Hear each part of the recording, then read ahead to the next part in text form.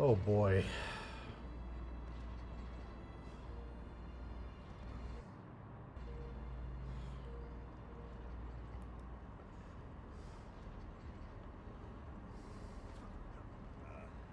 Ugh.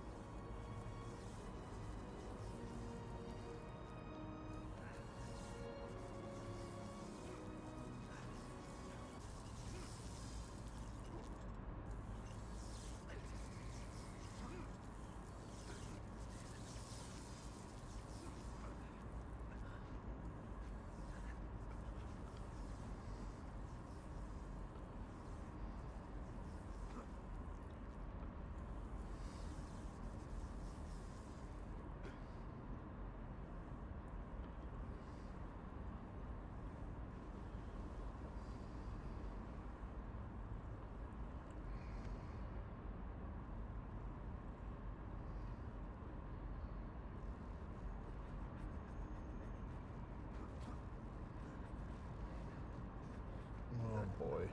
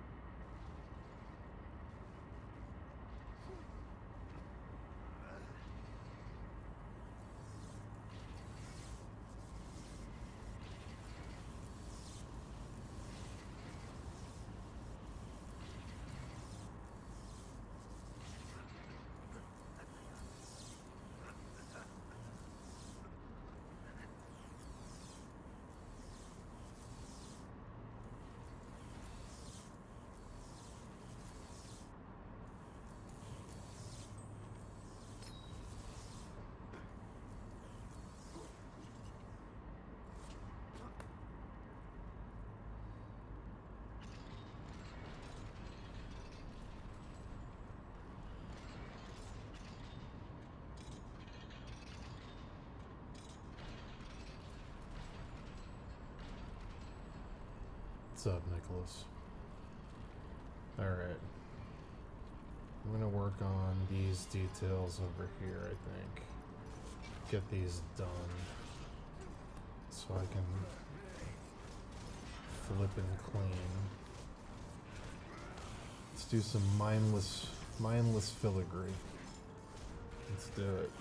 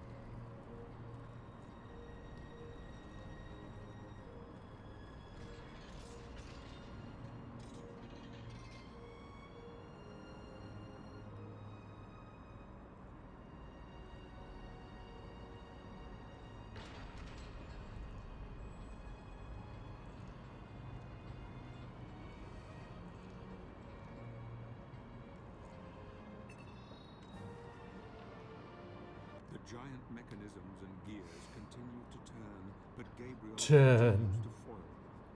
He is now in the heart of evil. Darkness is all around, surrounding him from all sides. Here he will meet the brother of the one he destroyed in the village. His name is Olrox. The two brothers have been her greatest champions, yet I sense their reign of evil is ending here tonight. Olrox and his brother Brawner are traitors who took sides with the Queen when she became one of the Dark Lords. He has wreaked terror on the lands ever since. But now he will meet one who is greater, more powerful than he. One who will deliver a message without any mercy. Olrox, meet Gabriel Belmont and his vampire killer.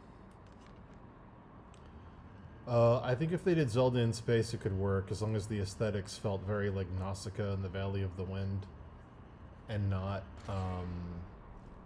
if it felt like a very fantasy sci-fi setting, it could work. You shall not stand in my way. Like I'll show you what I mean.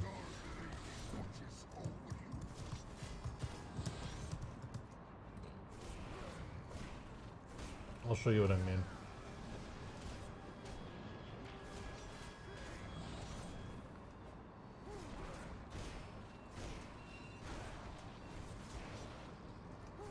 Where is it? Where is it?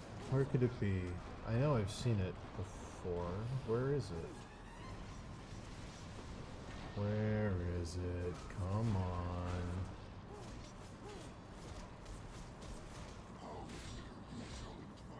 Come on.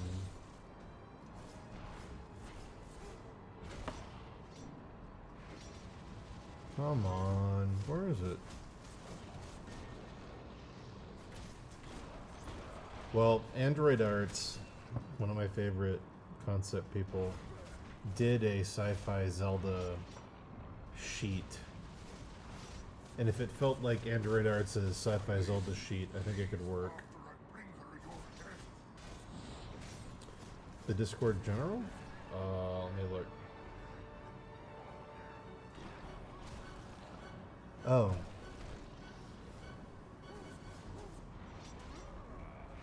Yeah, that's cool. Yeah, something like that. Something like that could work. I don't know why I can't find Android Arts sci-fi Zelda.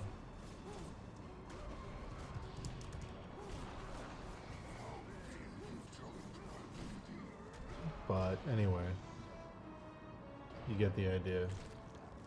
You guys get the idea. But yeah, if you did it like a fantasy sci-fi thing, I think it could be really, really cool.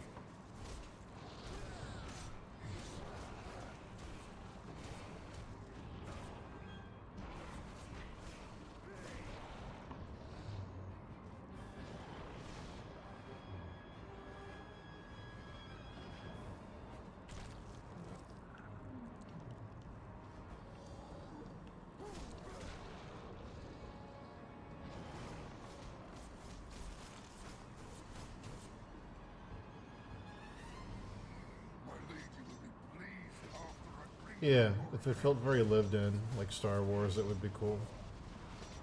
If it felt like old Nintendo games like Crystalis, it would be cool. Or like Guardian Legend. Guardian Legend's another really cool one. But yeah, I think you could get away with doing it in space. Do I think they should? No, but, you know, whatever. If they do, it's okay.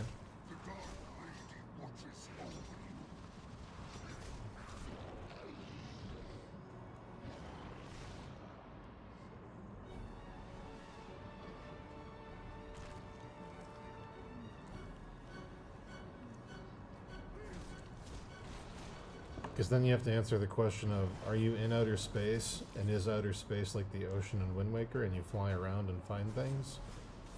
Or are you on a sci-fi planet / planets? And I don't know. I don't know how I feel about that.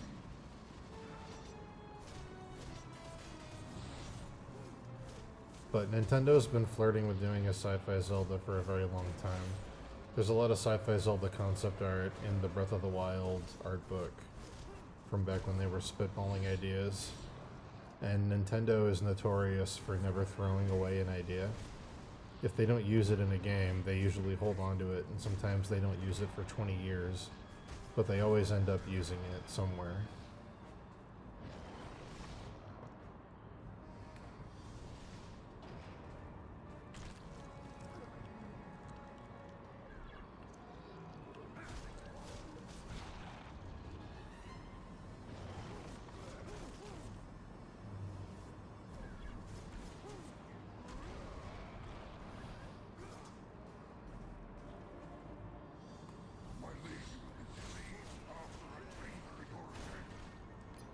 His lady's gonna be pleased when he brings her your head.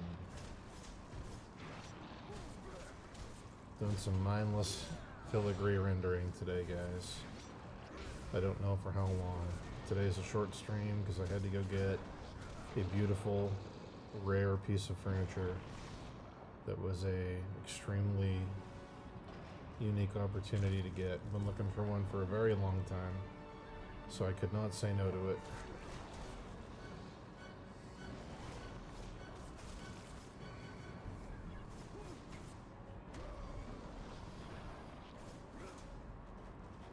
The Dark Lady watches over you.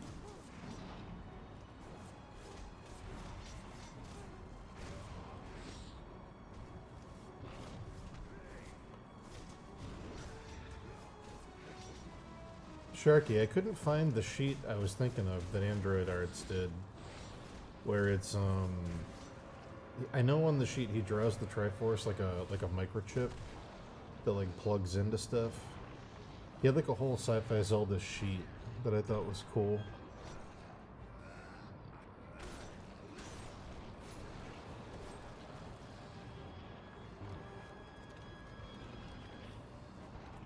I know if anyone knows what I'm talking about, it's gonna be you, Sharky.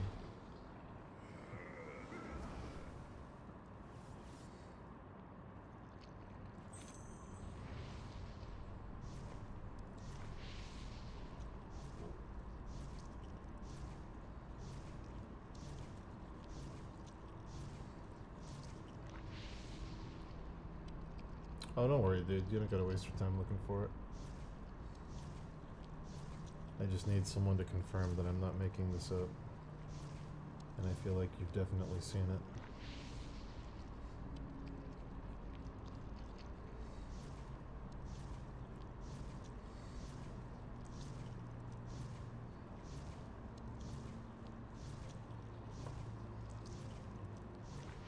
Nice.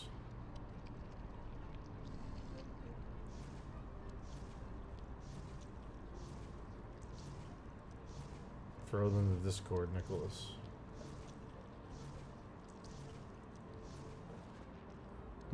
Yeah.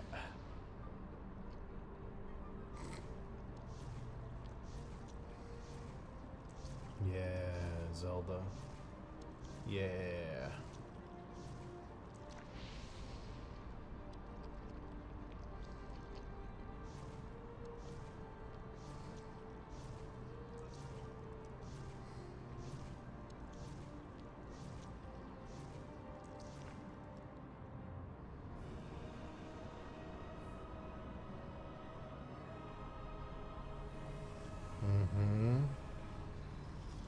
Yeah, if they made it look like this stuff, it would be dope.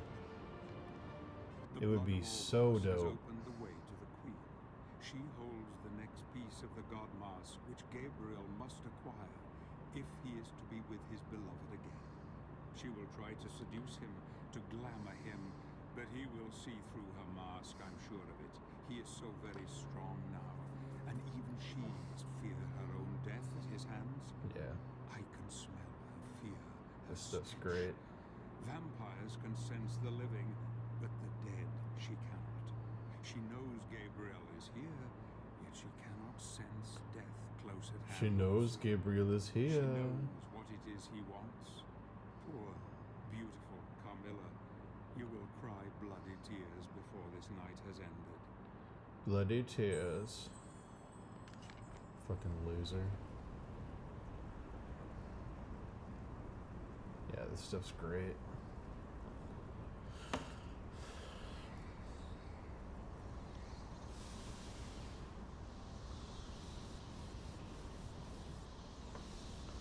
Must be so nice to get that much sketching done and not feel like you have to hyper render everything. I envy it.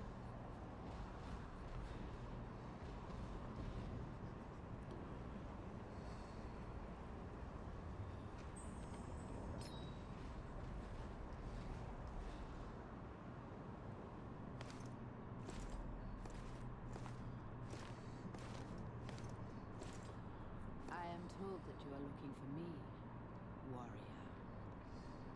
What That you yeah. seek to obtain the power of my other half. Other half. You are brave and handsome. Would you not prefer to stay with me forever? I can show you many things, many pleasures. Your empty promises mean nothing to me. You and your brothers have betrayed us all. You are the reason why the world is in darkness. You are a fool, Gabriel. You think I don't know who you are. My sister in her piety wanted nothing but good for the world. But in her arrogance she begat me and brought doom upon herself. Doom. Mankind is ruined, and you must choose sides. Warrior. He is I so choose very life. strong. Not death and decay as you have. Death is merely a question of perspective. We are not so different. You and I. What? The line? Your She God said it? cannot save you now. We are not so different. You will be one of us eventually. It is inevitable. No. I will take the three powers and unite them. You would kill those who founded your own holy order. You are even more cold-blooded than I. Who is the real monster here? What? All the cliches.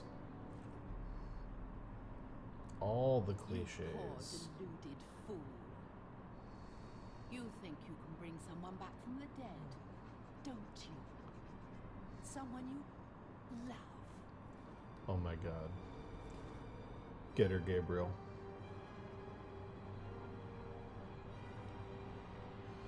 You are betrayed. There is no resurrection. Only this living death you see before you. Join her then.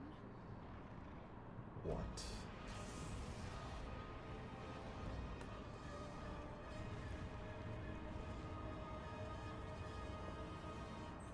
I hope Android Arts is stuck in a perpetual Nintendo DS handheld games era in a fantasy universe where he gets to redesign every single classic game as a handheld with a high pixel budget.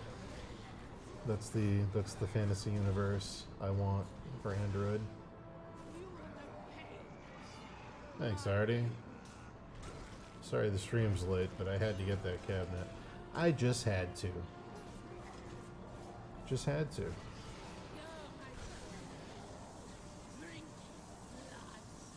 Drink.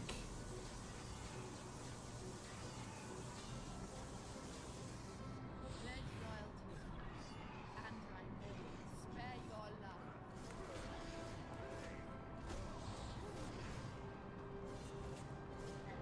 You will know pain. My gaze. My.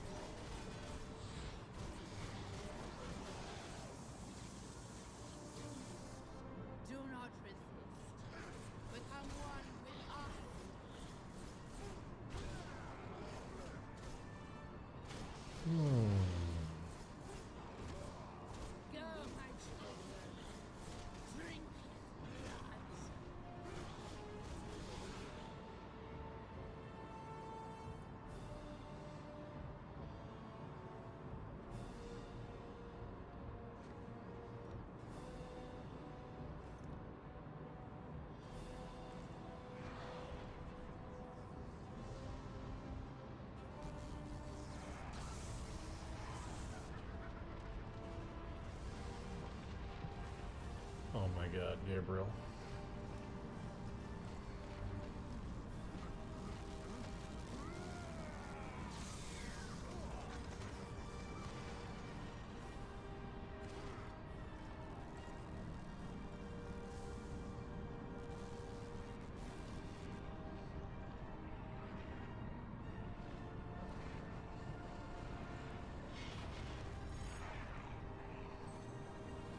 You'll regret rejecting me, Gabriel.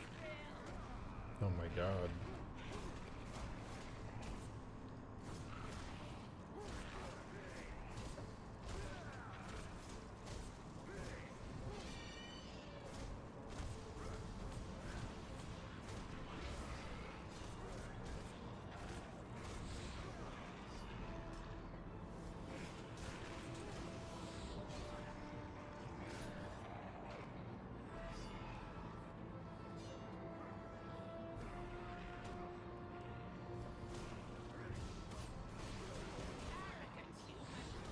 Arrogant. Think that you can defeat me?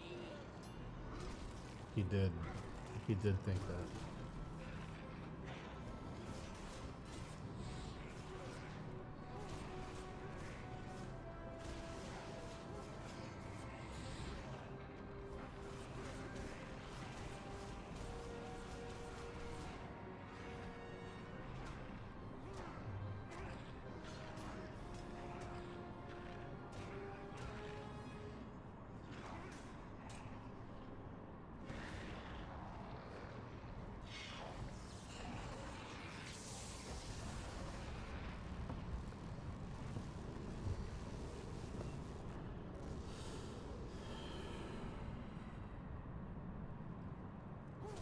What's the true power of a Dark Lord? What?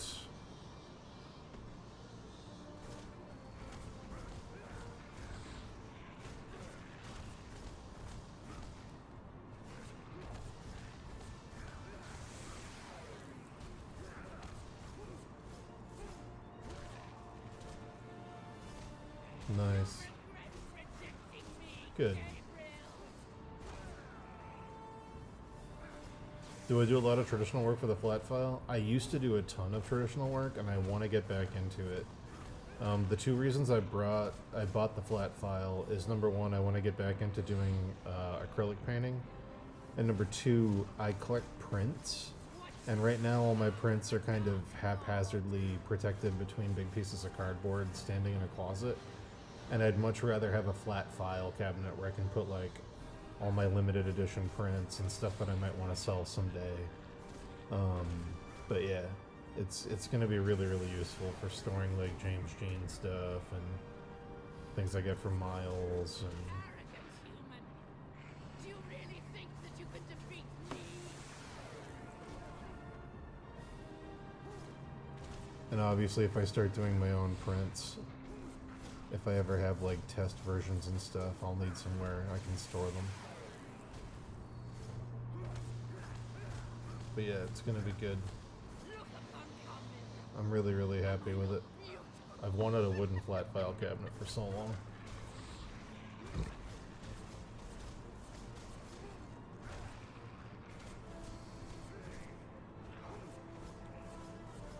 This vampiress is so wicked, guys. She's so terribly wicked. Can you even believe it? You'll regret rejecting me, Gabriel. Gabriel's gonna regret rejecting her, guys.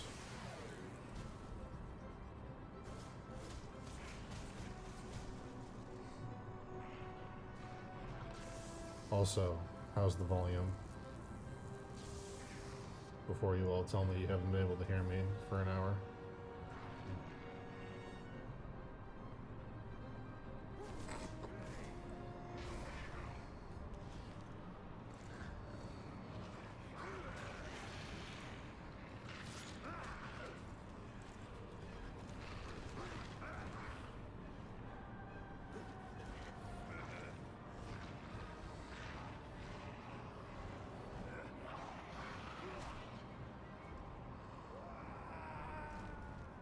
Oh my god. Wow. Oh, hell yeah.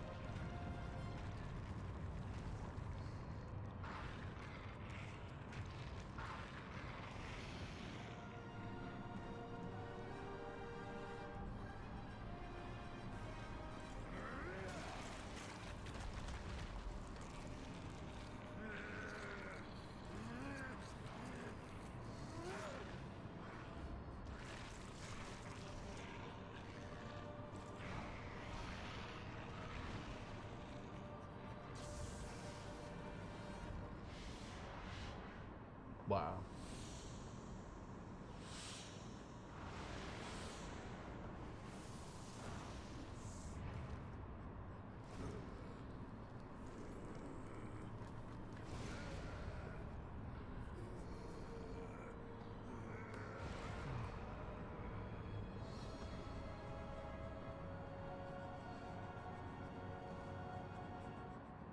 Wow.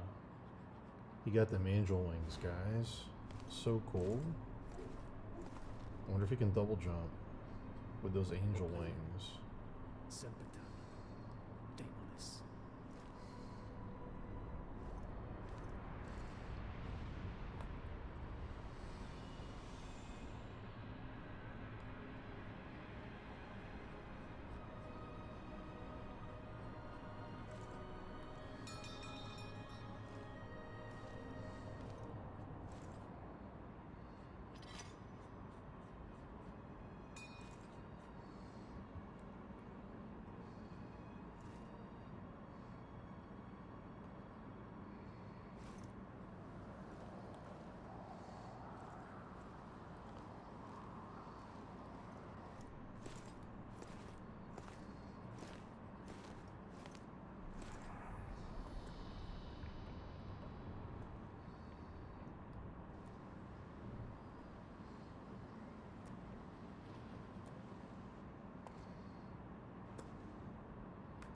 Soon, the destiny of every living being will be in the palm of your hand.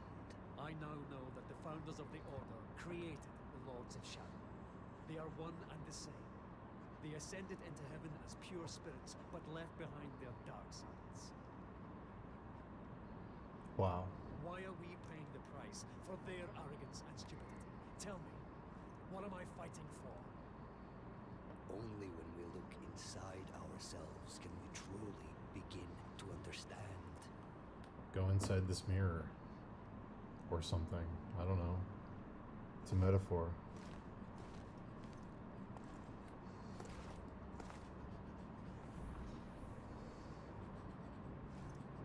What is this sorcery? How far are you prepared to go to uncover the truth?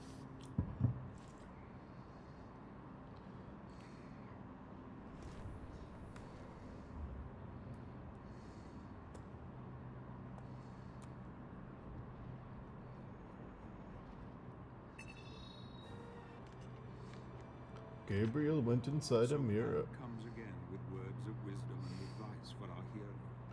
Gabriel is angry now. Carmilla's betrayal has made him question his own faith. The Brotherhood means nothing to him anymore. He only wants his Marie back. He now has 2 pieces of the mask, and only one more to find to make it complete. He must travel now to the land of the dead, and he must face the final Lord, Death himself. There Oh, are still hold many on. leagues to travel, and I cannot risk being seen, for I doubt even one of Hello? the Brotherhood could help him now. Hey, what's going We on? must go where none may follow. Into the abyss. Yeah, that we were hoping to put a whole new one on made out of wood. Yeah, that's what we have to do because the metal just keeps getting ripped off by the wind. We've tried reinforcing it a few times. Okay, cool. Yeah, if you could put a wood roof on, hopefully the wind won't be able to tear that off. Whatever you think is strongest, because the wind has ripped that thing apart like 4 times. Every time we've put the panels back on, the panels just aren't strong enough.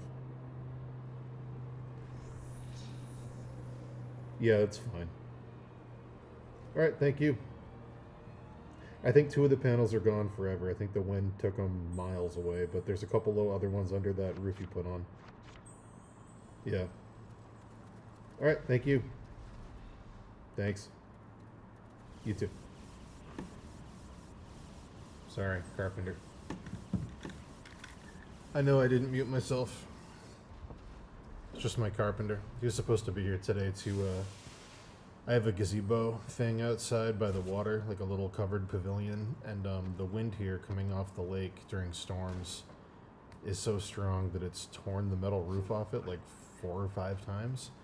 And every time I rivet the steel roof back on, it just rips the steel panels right off again. Because they're like very thin. And yeah. So I'm gonna have my my carpenters coming over tomorrow. It's gonna be today, but tomorrow to put a wood roof on it. Haircut 2025? Bro. Maybe before Memorial Day. I don't know, man. It has been a pain in the ass to get the chlorine out of it when I do my swims.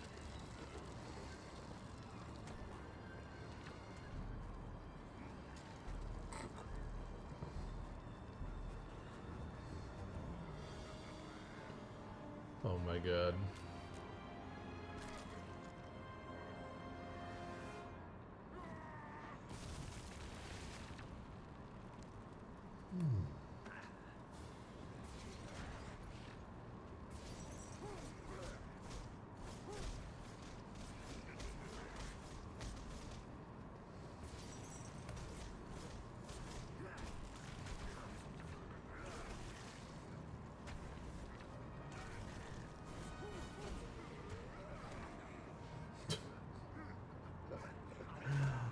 That's a callback. That's a callback, Spitboy. No, I don't think so. Yes, last time I went, one was definitely hitting on me. Which was very funny.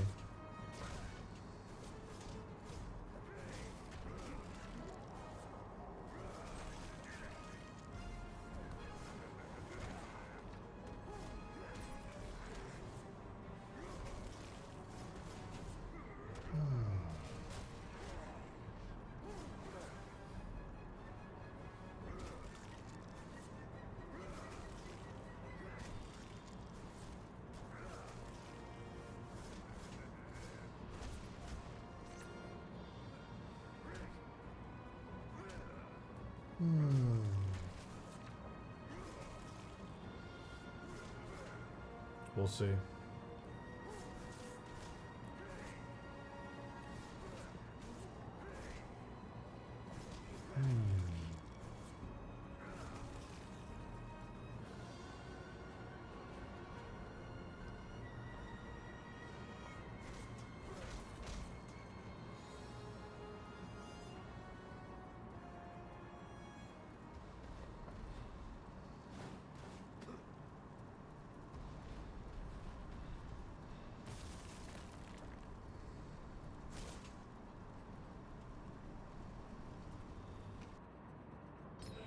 I got a monk max, guys. I gotta get a feather quill pen and some ink and isolate myself entirely and copy books. Make copies of books. Monk maxing. Only listen to Gregorian chants.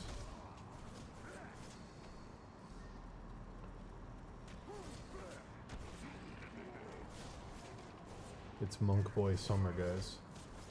It's monastery summer.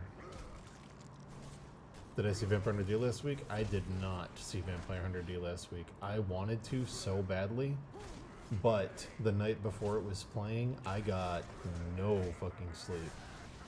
I got none. And by the time it was time to go see the movie, I was fucking fried, dude. I could not.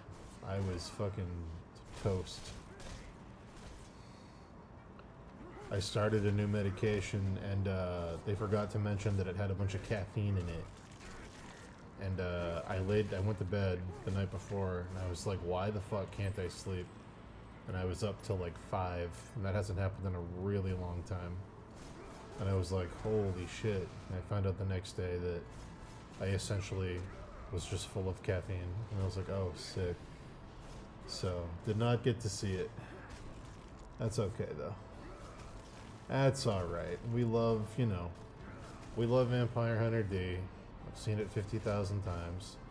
Also, it was the original one. It wasn't Bloodlust. If it was Bloodlust, I probably would have gone the extra mile to see it in a movie theater. But I love the original. I love the aesthetics. I love the moody synthesizers.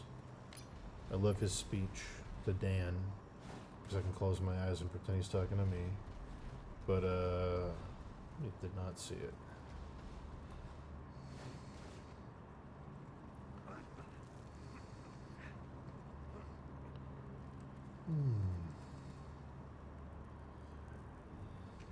Yeah, I can't remember what else they were showing for Animania. I think they're doing a Ghost in the Shell double feature.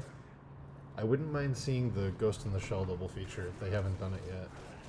That would be sick. I don't think they're showing Akira. I've seen Akira there before. They have a really, really nice film print of it on 35 millimeter. Or 33? I can't remember. Never remember. They have a really nice original film print of Akira.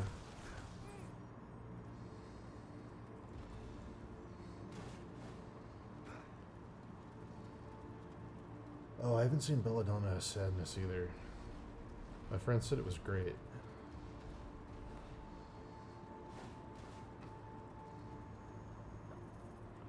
We went and saw Legend, and they had a bunch of posters up for a bunch of the animated stuff they're showing.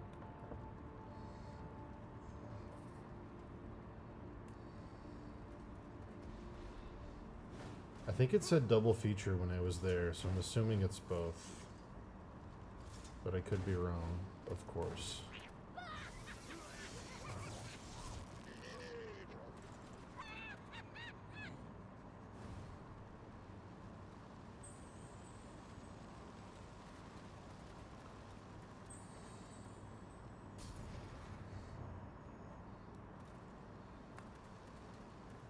Legend was sick.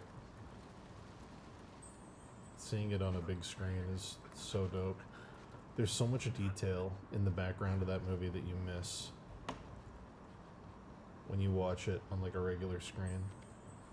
It's crazy how much detail is in that movie.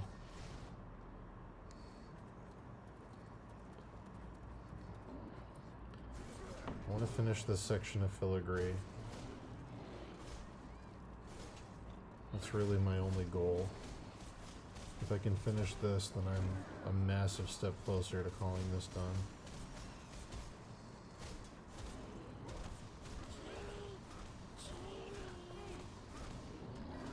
What's he saying? Jamie, what the fuck did he say?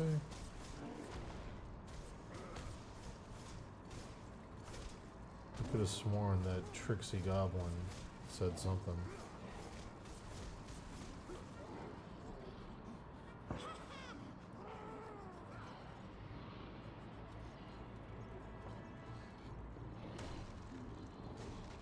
The guy that I bought the flat file cabinet from was what you call a close mouth talker.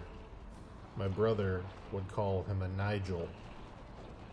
A Nigel is someone who is incredibly wealthy, who has a sailboat and lives on Cape Cod. They usually wear khaki shorts and a polo shirt, and they have perfect hair, and they always smile with their mouth, but they don't smile with their eyes. And they talk without opening their teeth. An example being, "We just love this piece." If my office was bigger, I would totally keep it. So glad it's going to a good home. My wife just loves the thing, but we'd have to have it refinished. It's one of those. And I said, oh my god, this Nigel. This Nigel is out of control.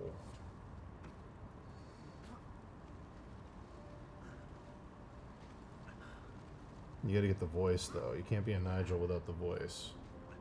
And your mouth being closed while you talk 90% of the time. We used to love going to Salem Beach, but we just can't stand what they've done with the place. Ever since they got rid of beach passes and let anybody go, it's just become a nightmare. It's those people.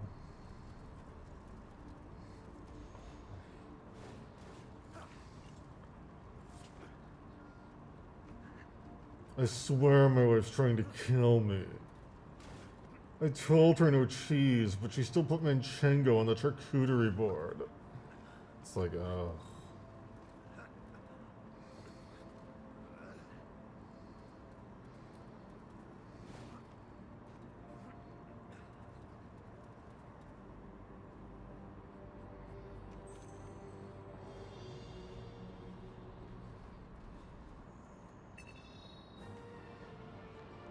The stench of death, Idedron. The witch holds power. What? The stench of death, Idedron. The witch holds power. That little skip. Stench of death, Stench of death, Idedron. The witch holds Ededron. power here, but I sense Gabriel is more than a match for her. The bones of his fellow warriors litter the place, but he seems oblivious to them. Stoic and determined to move forward, he doggedly fights on. Doggedly. He has not slept for days. He rests only briefly. Doggedly. I sometimes hear him talking to her, telling her he loves her, that they will be together again. In the dark, he weeps for her. Or perhaps it is for his own lost soul.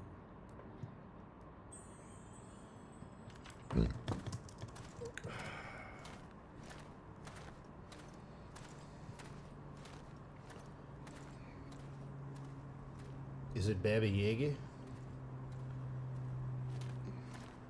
Is it Bobby Yag? Bobby Yager?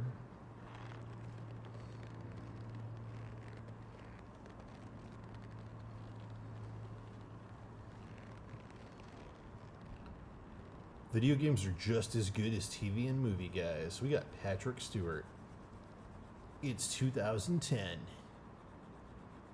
Guys, we've come a long way since Pac-Man. This ain't your grandfather's video games. Lost your way. Oh, lost your way. Excellent, Must have witch. told Papa you would come. Oh, it is Baba Yaga. The king, of course. Never The mind. king of the angels. I was joking, but it is Lost Baba your way Yaga. then? Of course it is. Baba can help. Baba knows the path. Of course it is. Why did I... Where is it? Where must I go? Only in the music box can Blue Rose grow.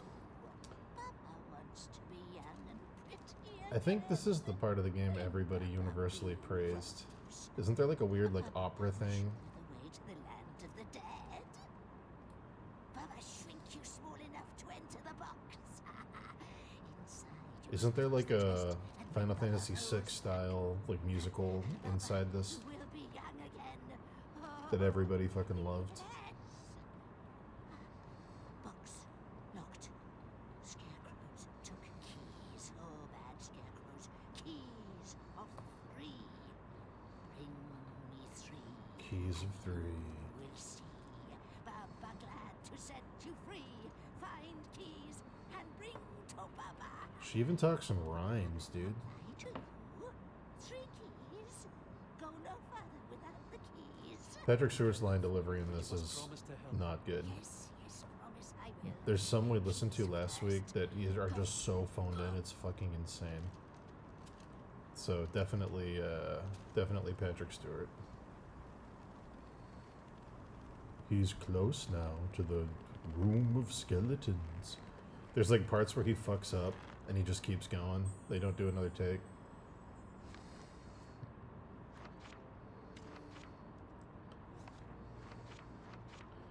This is Hellboy adjacent because it was made by... This game was made by Hideo Kojima. And he was very good friends with Guillermo del Toro at this point because they were secretly working on Silent Hills. Or they were about to. This is right before things started going south for Kojima.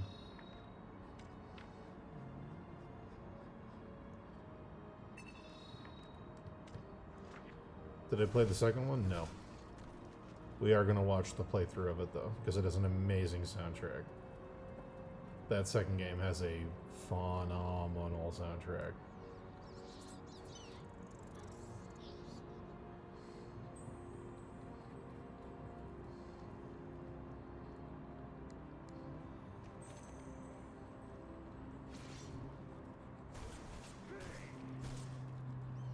Don't you hate it with scarecrows?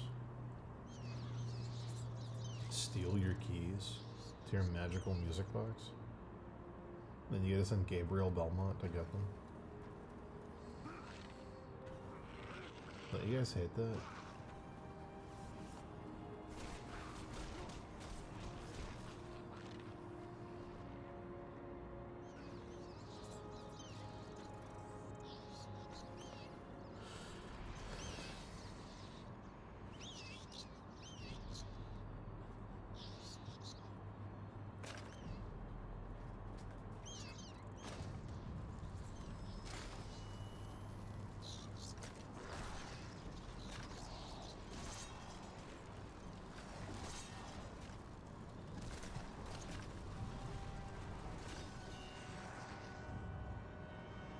Yeah.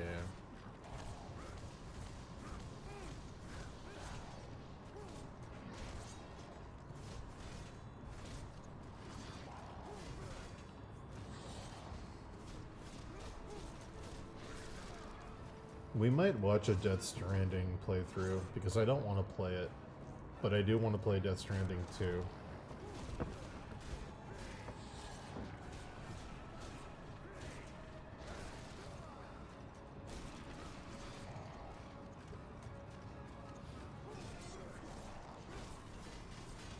I've never played, you know, fucking Death Stranding, but we might watch it. Death Stranding 2 has my attention.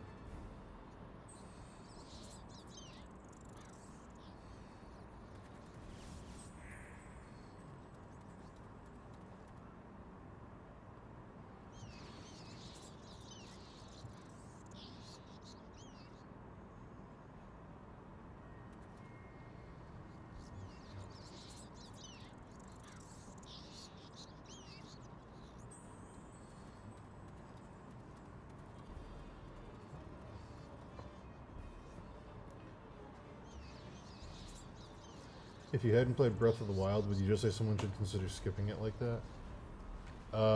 Yeah. I would say if you haven't played Breath of the Wild and Tears of the Kingdom was out, I would say play Tears of the Kingdom.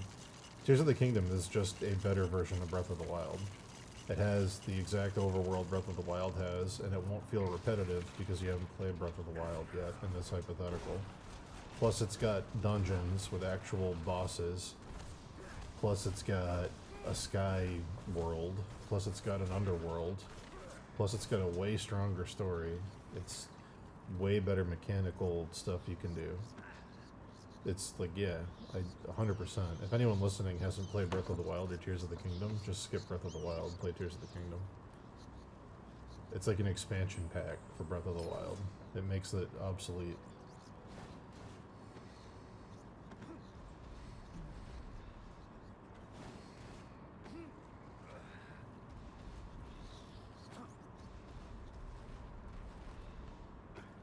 Yeah, Tears of the Kingdom is way better.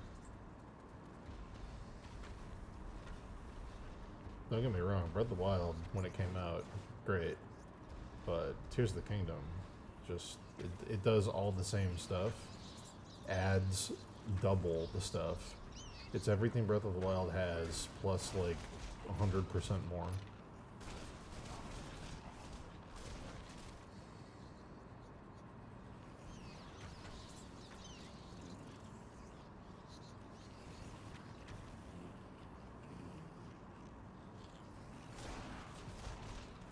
How about the story? I personally think the story in both of them is very weak. I will say that. As far as Zelda games go, the story is not what you're here for in either of the Wild games. Story in Breath of the Wild, if you're looking for like a Zelda Link story, it's a stronger story, but it's not really told like a Zelda game.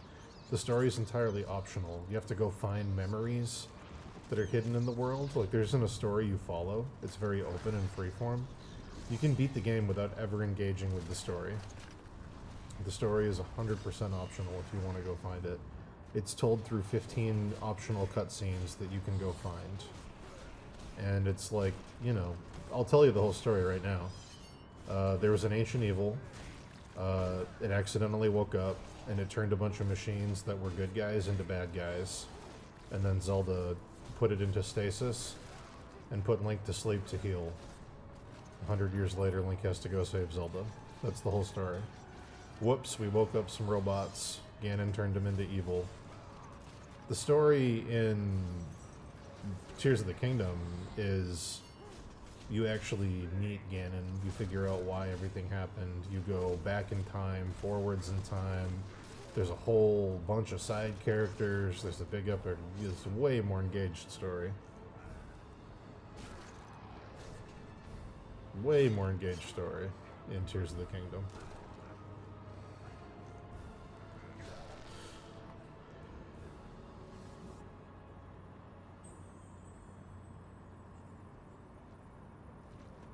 It's still kind of optional. There's more stuff it forces you to watch in the dungeons. But yeah.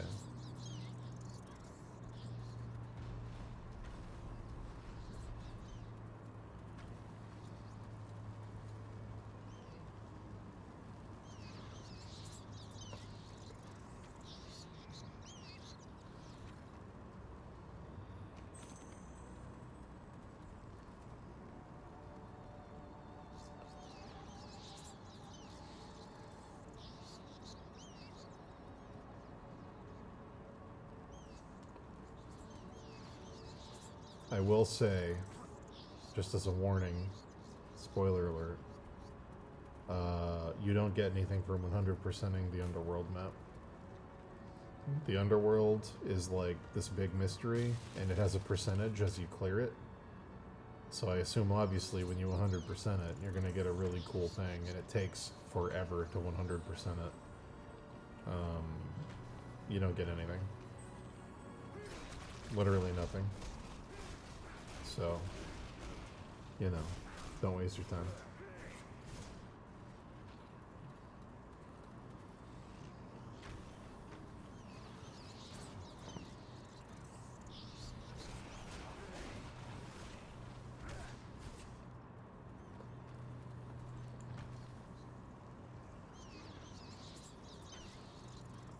Yes, there's actually more dragons in the sky, and sandworms, and more monsters.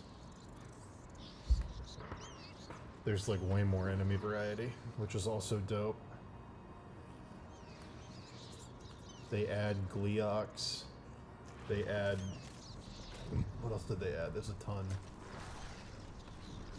The Gleeoks are cool. It's like a Zelda 1 callback. And they're super hard, which is nice.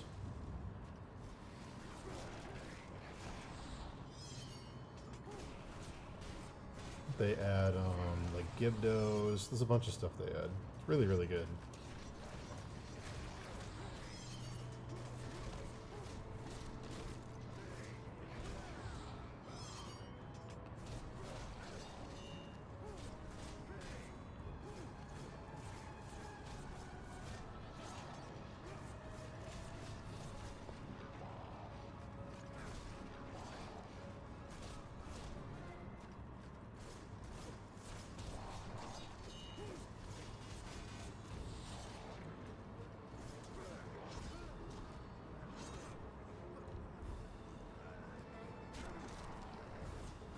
There's like big block monster, robot, automaton things. There's a bunch of robot enemies that are really cool.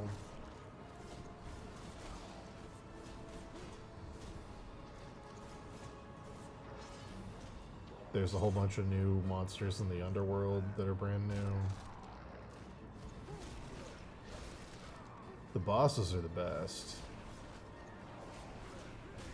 The boss of the Wind Temple is like one of the best bosses in all of Zelda. Great soundtrack too.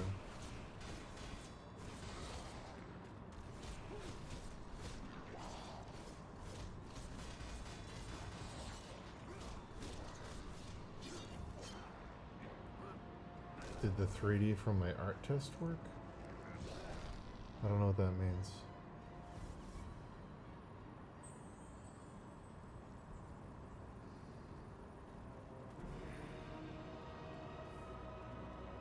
Puzzle solved. Gabriel just can't wait to fight some skeletons. Now he knows that if he doesn't fight the skeletons will be very mad indeed. Oh, I think it's too late for him to not fight a skeleton. For the anger grows inside his heart, and soon the skeletons will know.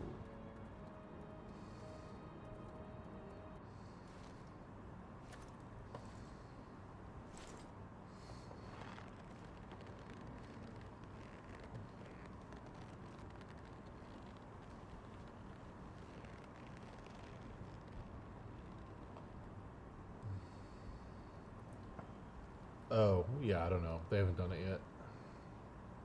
Sorry. The lasering, right. Good.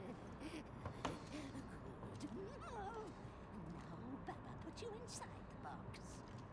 What? Close your eyes, or spell will blind you. Bestias fabuli. Oh no. Now Gabriel's inside a music box The and old that. hag has cast a spell on Gabriel, making him very small. Small enough to enter the music box and retrieve the blue rose she so obviously desires. This old witch has me nervous. Something she said has filled me with disquiet. She mentioned the King of the Angels. I am sure I heard her correctly. What does this mean? It means Why Lucifer. do I have this feeling of dread? Duh. I hope Gabriel will succeed, and quickly, so that we may be on our way. When he has gone, I will kill this evil crow, so that she may not be a danger to anyone else. Hell ever yeah. again. Hell yeah. Fucking shit voice acting. This is the part of the game everybody loved. I remember this. People wrote like articles about this.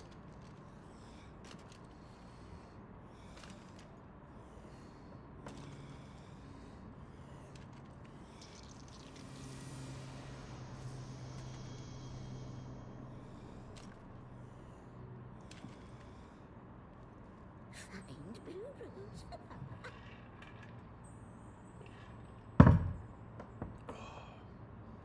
Somebody was gonna take one of my Elden Ring pieces and see if it would laser into wood as a relief print.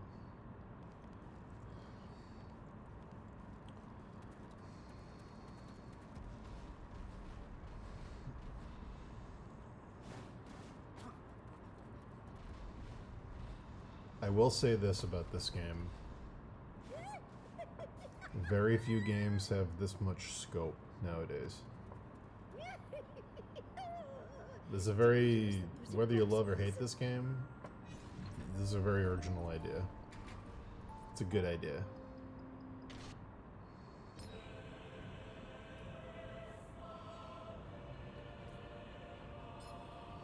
Is he gonna skip it? Is the playthrough gonna skip the music box? You alive? Yes, you are. No. Good. Good. Many nights before you. Yes, yes.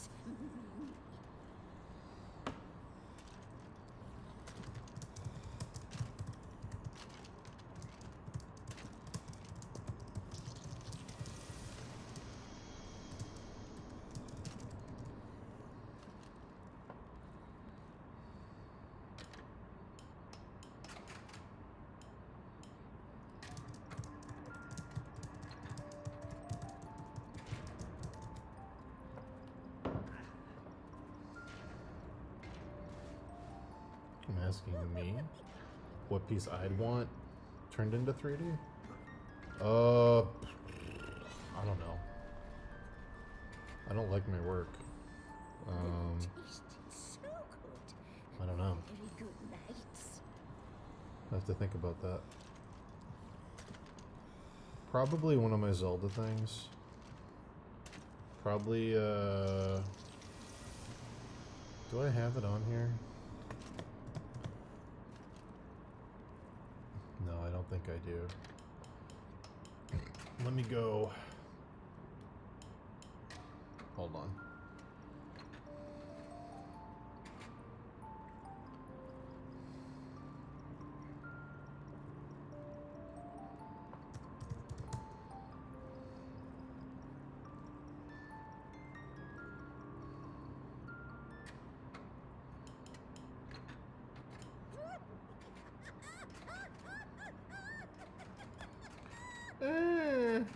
Oh.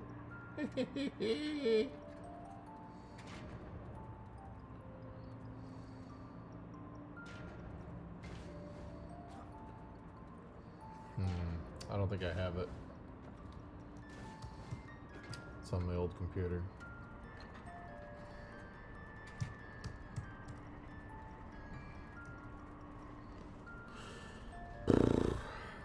Please hold. Papa knew you would come. Baba no. Baba.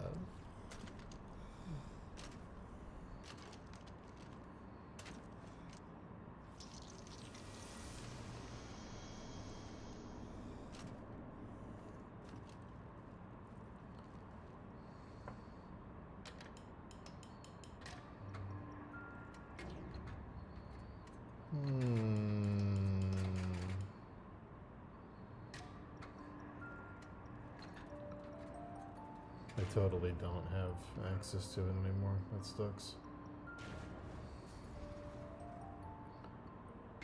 I'll have to boot up my old computer and find it later. Dangerous, the music box is.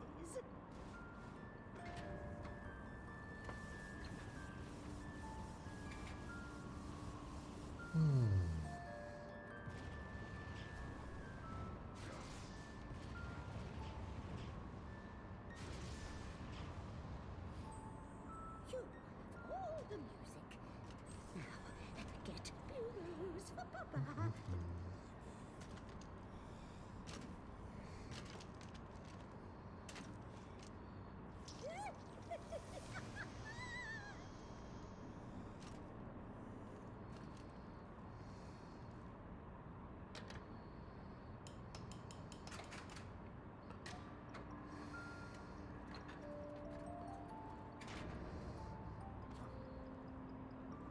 Very thoughtful of that witch to make the music in the music box a Castlevania song.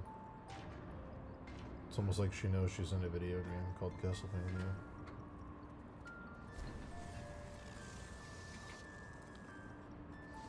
You alive? Yes, you are. Good. Good.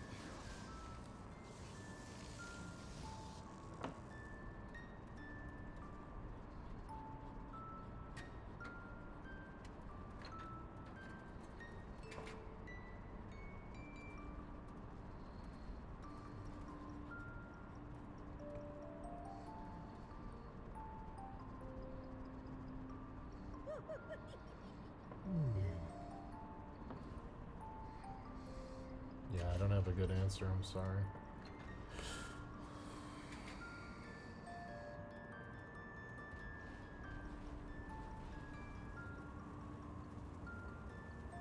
Maybe this piece.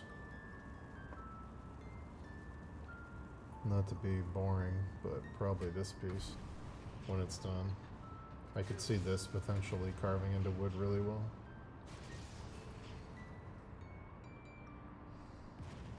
You are not Do as do good do as do he said you do. would be. Ooh. He said you would be worthy. Worthy? What?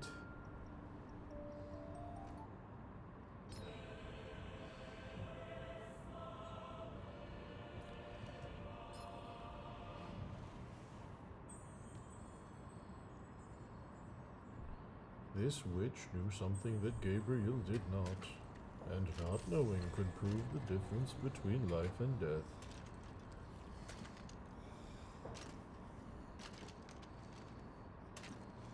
Oh, what wickedness did this witch know?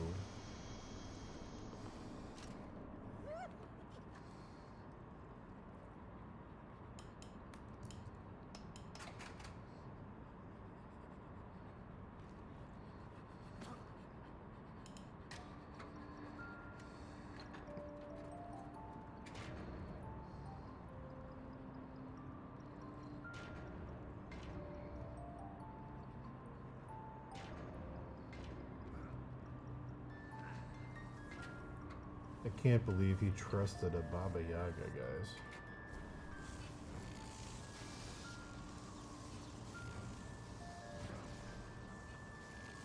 I mean, what are we doing?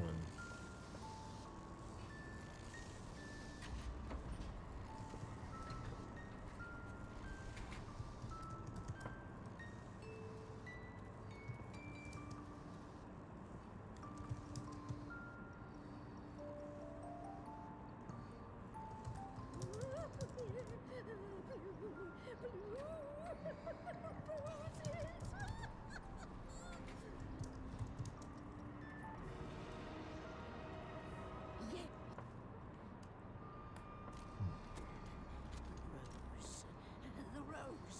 Give to Baba. Give to Baba. Here. Careful. Oh, pretty. Pretty. Now, keep your promise. Of course, of course. Baba, good woman. Baba, not lie.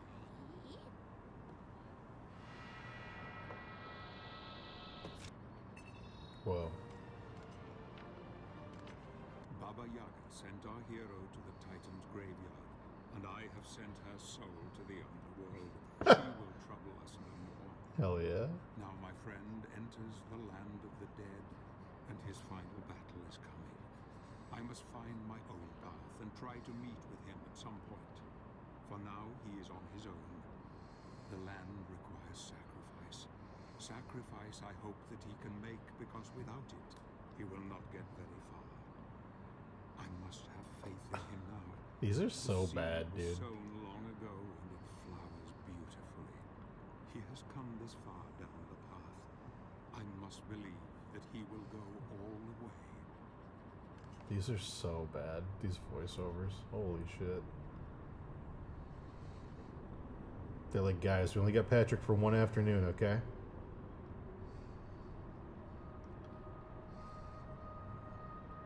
We're just gonna bang these out.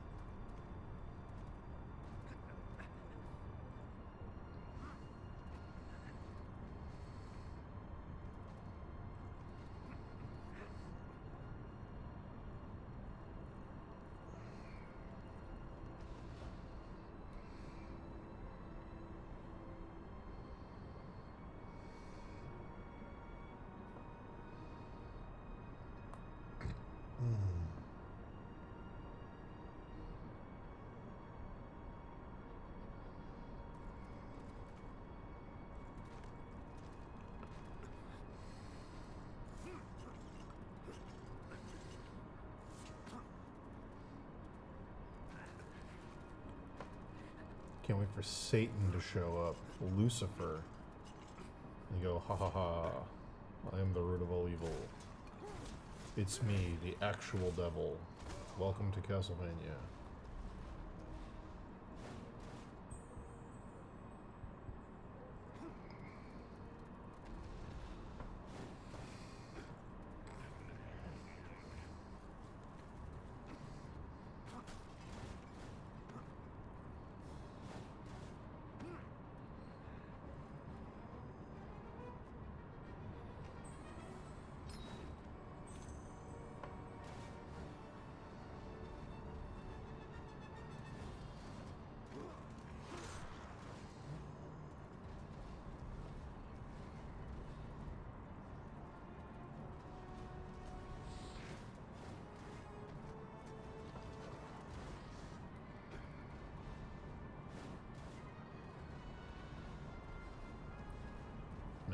my friend goes into the underworld.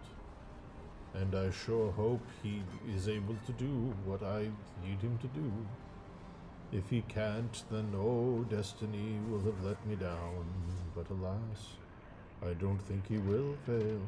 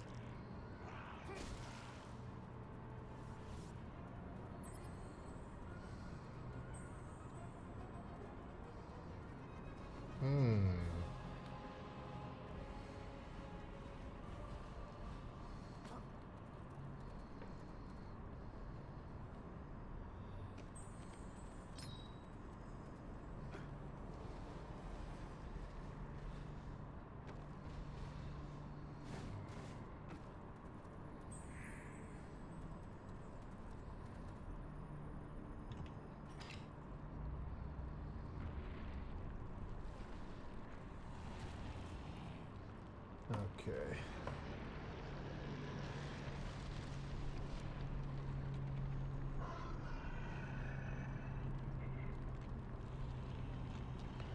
What's the best Lucifer design I've seen in a game? How many games have a Lucifer? Uh,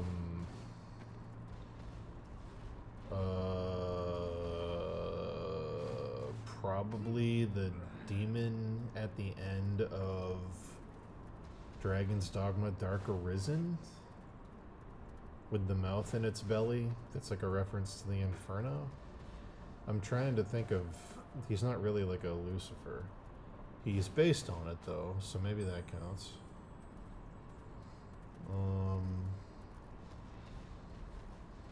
Not many games have an actual devil. I mean, I guess like... I don't know. If you're going for like the cheesy, like it's the devil, probably Raphael and Baldur's Gate. But if you're going for like it's a demon and it's based on Lucifer, probably the Dragon's Dogma demon.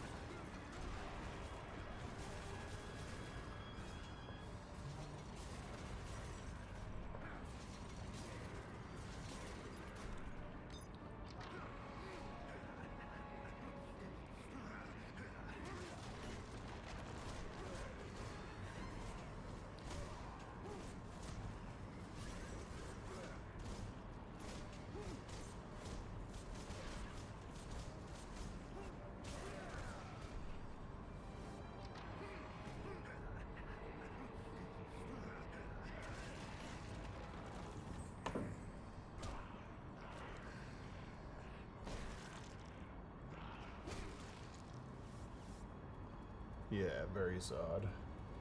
The worst Lucifer design? Oh, I mean, this game, probably. Yeah, in this game he just looks like a dude on a Godsmack album cover. He's just like a shirtless guy with like long hair. It's really, really boring. You'll see soon. Yeah. He's just like, hey, it's me, the devil. I don't know. I'm here. Welcome to Castlevania. It's me. the Christian devil. You know, that one.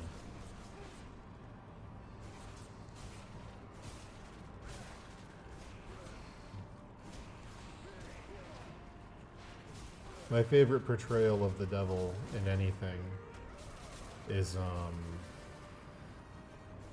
well, okay, it's tied. It's Black Phillip and the Witch, but my favorite is Al Pacino in The Devil's Advocate. That scene at the end when he drops the mask and he just starts having fun is my favorite portrayal of the devil in anything.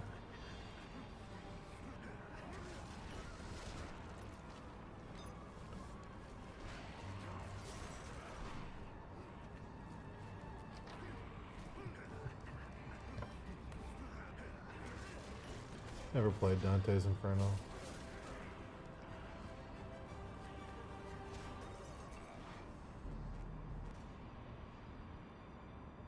I'm a Phantom Man! I'm a humanist. Maybe the first real humanist. All of it, Kevin! So good. Worship that! It's great. Such a good performance.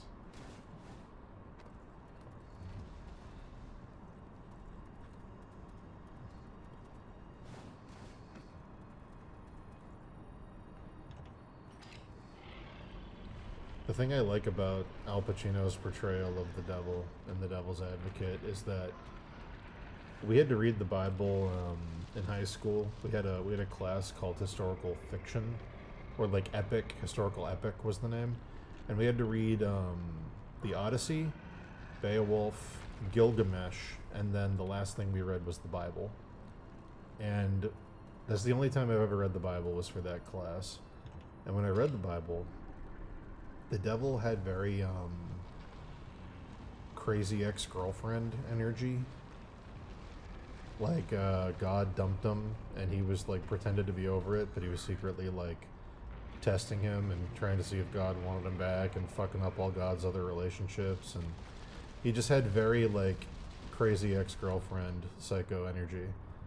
And that Al Pacino performance really captures that. When you're like, oh, he's still in love with God. Oh, he's hurt. He's not doing good. He is not in a good place. Like, yeah. I like that. I like that a lot.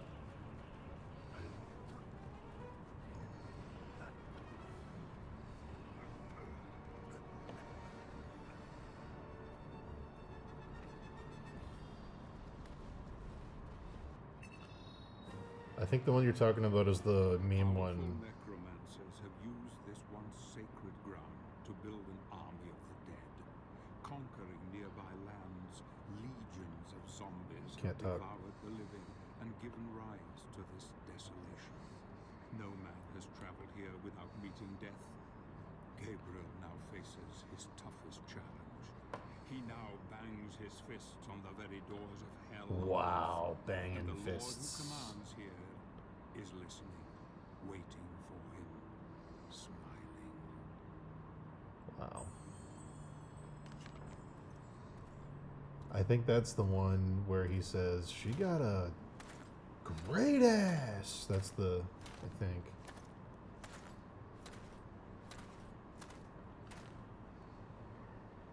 It appears that our paths cross once more. But one path must end here. I grow tired of your riddles. Surprise. Speak clearly for once. Nothing is ever completely clear, warrior. You are shrouded in darkness. You act as though blind to the truth. Let me enlighten you. Wow.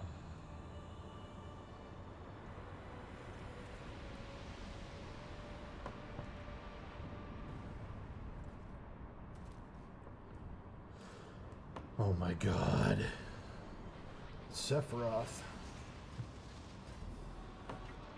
Great design. Excellent enemy design.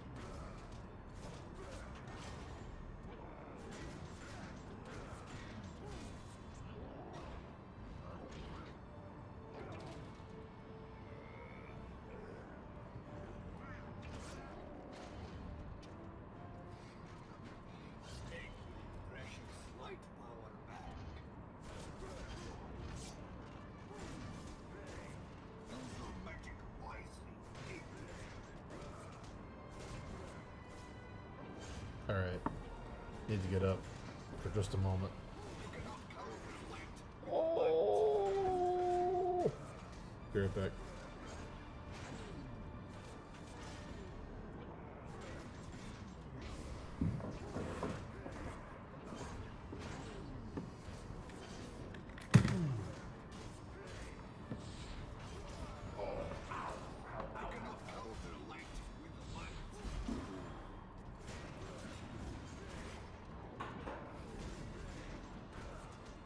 Is this the best you can do?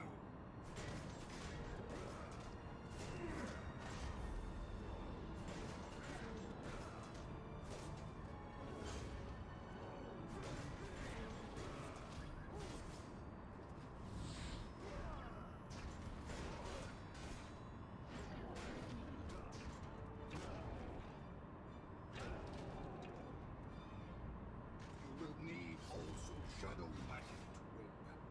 Take it.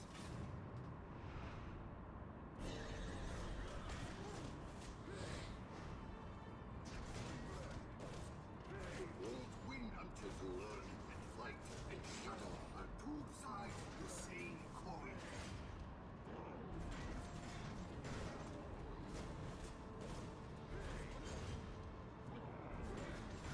Haven't you realized light and shadow counter each other?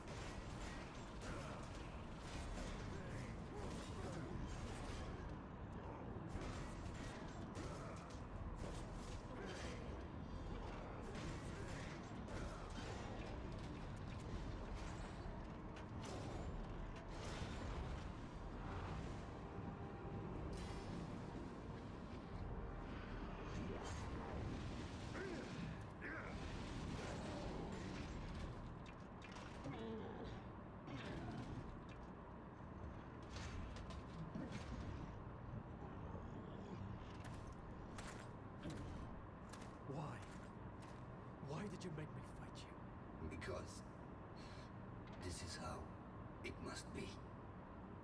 We must all make sacrifices in order to find redemption. No, I did not want this. I did not ask for this. Blood must be spilled for this path to be opened to you. Oh my goodness. Ugh. I accept my fate. Can you accept yours? Can you accept yours, Gabriel Belmont? I am not worthy. I am not of pure heart.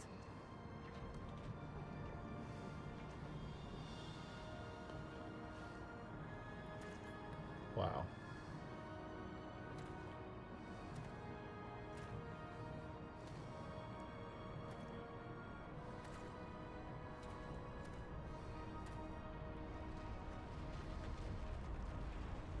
I sure hope the devil doesn't show up, guys.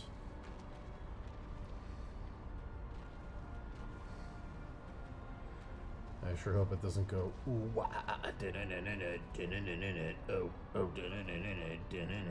Castlevania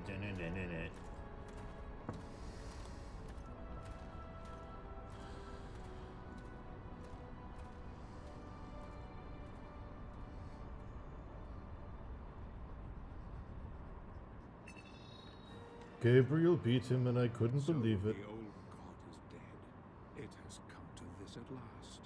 The blood of a god has opened the way. Good, Gabriel, very good. There is only one true god, and all usurpers must be cast aside, though Pan's sacrifice was not in vain. Now our warrior of light can proceed to his final destiny. The Lord of the Dead is the most powerful of the Lords of Shadow. Gabriel will need every ounce of his being to defeat him. I worry for him, though. His mind is tired, broken even. He questions his faith. He questions his heart. Can he succeed? Come, my friend, just a bit further, and you shall see your Marie again. Wow. I sure hope there's no plot twist. Gabrielle.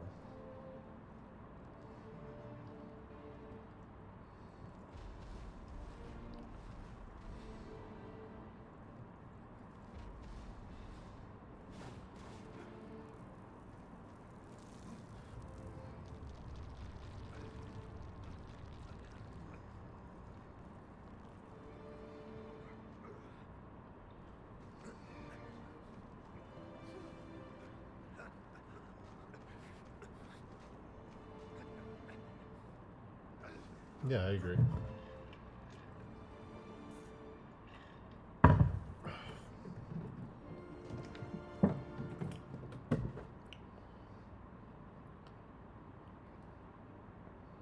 Dude.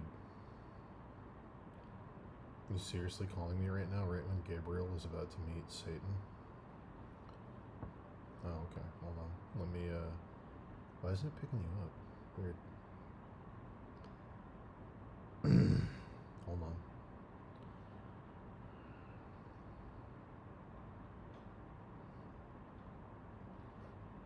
Try again. Hey. Alright, there you go. That's better. Guys, let me know how the volume is with Dave. Hello.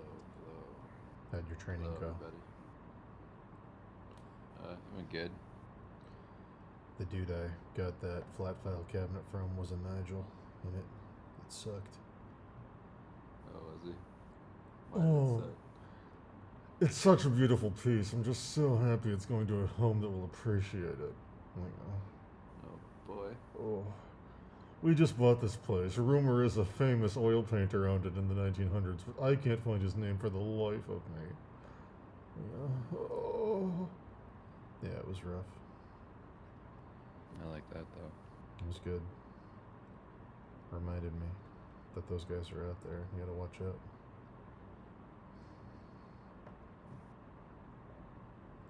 Is it nice? Oh yeah, it's great.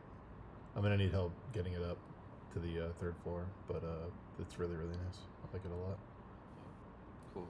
I can, I'll send you some pictures of it. Yeah. I wanted one that wasn't like huge, but tall enough to turn into like a table.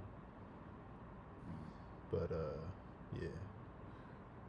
Is it everything you wanted? Yeah, that's like exactly what I wanted. So I'm just gonna put some legs on the bottom of it, or put another like storage thing under it. But here, I'll send these to you. I'll text them to you. It's like pretty old. It's really, really well made though.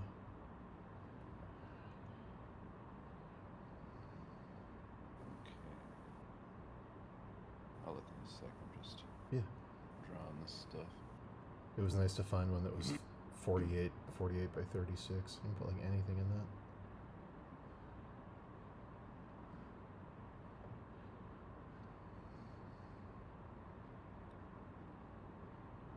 Yeah, I'll probably put my other monitor on top of it and put it next to my desk, like a side table. Oh, wow, that's cool. Yeah, it's great. For $200, it's like huge. It's like, yes, those are usually like 2,000 and up.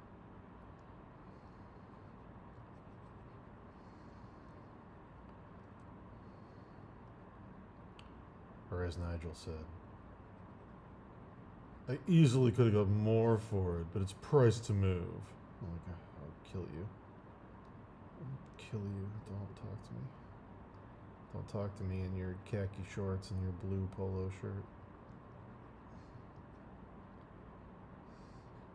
And your multi-million-dollar home in Ipswich, Massachusetts. Huh. Your multi-million-dollar home with a finished barn. Like, get out of here, dude. Yeah, it was a cool ass. Oh, it was fucking stunning. It was like an old like colonial, probably late 1600s. One of those huge ones with two chimneys, with like the double entryways on either side of the house. Like you could split it into two homes basically. And then it had a huge yard with a river going through the backyard. It was like 2 miles away from Crane's Castle Beach. Huge barn with beautiful antique windows, like the big, huge windows with like the oversized panes, with like the little tiny. You look around? Oh yeah, I looked around. I was like, I gotta walk around this whole property. This is like an amazing property, and it sucked because he was talking to me the whole time, but it was worth it to look at it. Really, really cool. Yeah. Old property, really good shape. The barn was crazy. It had like all the original everything, like the old windows with the little tiny lead rods holding the panes together, like the big oversized, like 2 foot by 2 foot panes. Oh, cool. Super nice. Yeah, all the art stuff from whoever the oil painter was all in the finished barn. It was like a very Norman Rockwell-y looking like turn of the century, maybe 1940s at the latest. All that stuff was like that old. I was like, wow, it's like all wood, all handcrafted, nothing metal. Everything was like super, super nice. It was crazy. But the guy who owned it fucking sucked. But there you go. That's what happens. He said, so I stalked your profile a bit. You're from the Cape area, right? I was like, yep. Oh, we just love it down there. We haven't had time to get down in so long. We used to go to Brewster and Barnstable. I love the bike path. So many memories. I'm like, I was like, you grew up on a sailboat and you went to Tabor Academy. I already know. I already know everything I need to know about you. Like, get out of here. You grew up on a boat. Did you do that to him? You did it. You did him the Goodwill Hunting speech. No. No, I didn't. I was just like, this guy could be a secret billionaire, so I'm just going to be super nice in case he ever talks to me again. Yeah, of course. And I was like, if you're ever down by the Cape. Of course, the whole time I was just like, I just finished building my home, and it's also styled after like an old post and beam, and blah, blah, blah, blah, blah. And I was like, this guy could be fucking loaded, so I'm just going to be the nicest. It's one of those things where his teeth were either perfect or he had veneers, and I couldn't tell. It was like too... Like, it was one of the things where he wouldn't stop smiling, even when we lifted the thing to put it in the car. He was smiling, showing teeth, and he, like, wouldn't fully open his mouth when he talked. He was, like, talking through it. But I was like, oh, this is, like, you are the guy. You're the meme. This is great. I like that. Oh, you know what, Probably actually? veneers. I can just show you, actually. I'm so It's stupid. a little too white. I'm so stupid. He's like, I stalked your profile a little bit, and then I watched your stream. It's fine, if he is. Kill you. I hope that's what he's doing. Dude, yes. This will tell you... My inheritance. Dude, this will literally... Oh my god, it's even better than I thought. It's even better than I remember. This photo. Holy shit, dude. Oh, I just... Discord or text? Text. You're going to know everything you need to know from this photo. You're not even going to believe how accurate my description was. Oh. Whoa. Right? Yeah, just him showing me around an old antique home. You can see the home in the photo. We just love it here. Yeah, they look like veneers. Yeah. Wild. Veneers are rough. Yeah. I can't imagine. Feels like a nightmare. I wonder how long it takes to get used to that. I don't know. But that's like the whole thing about choosing the right color of white. Yeah. Because you don't want to go too white with your veneers. It looks fucking crazy. Like, doesn't that... Like, if you made that black and white, doesn't that look like a photo you'd see in the background in, like, a horror movie? Like, on a mantle? Yeah, it smiles real big. Doesn't he look like, what's his name? The horror smile. What's the fucking guy's name? Eldred Chill? What the fuck am I thinking of? Oh, Indrid Cole. Indrid Cole. Doesn't that look like him? Indrid, is it Indrid Cold or Indrid Cole? I think it's Indrid Cold. I think it's Cold. Doesn't that look like how they describe him with the giant smile? Yeah. Come to my alien planet. Oh. Oh. Come to my planet. Come to my alien planet. We just love it there. Haven't been able to go back in so long. I've been stuck on Earth. You're from Earth? Oh. Haven't been able to get down there in a long time. Yeah, doesn't he look like a dude that like isn't a human? Like if that guy was in the background in Men in Black, like in like the lobby, you'd be like, oh yeah, of course. One of the aliens. He's One an of those alien. aliens. He's an alien. He's a bug. You want to hear something really funny that Axel just did? Yeah. So, like a lot of kids who first start getting used to like going, pooping, wiping themselves, all that sort of thing. Mm. There's this inclination to take all your clothes off. I still do that sometimes. It's just whatever, right? Yeah. Sometimes So- the fully naked poop feels great. So he did that, and he's coming out of the bathroom, and like occasionally, if he has like a button-up shirt or something, he needs help putting Sure. it back on. He's like, "Ah, I can't get this last one, whatever." Mhm. So we're like kind of used to helping him with stuff. Yeah. He comes out, and he goes, "Mama, can you help me with my shirt?" And he's just wearing his pants. Yeah. He's already dressed a little bit. He's just wearing his pants. Yeah. And she goes, yeah. She walks over and she takes the shirt, and he's holding the shirt over his crotch, and she removes the shirt, and he has his penis and balls hanging out of his pants, and he just looks at her and he goes, Great. and Kim just starts laughing so hard. She had to walk away. It's She exactly started what crying. it's exactly what he wanted to happen. You rewarded it. I know. She started crying, and he just walked away. That's She fucking was laughing great. so hard, and he's like, That's He so just dying great. laughing. That's so And Kim was just good. laughing. She goes, he's just you. He's just you. I wonder where he learned it.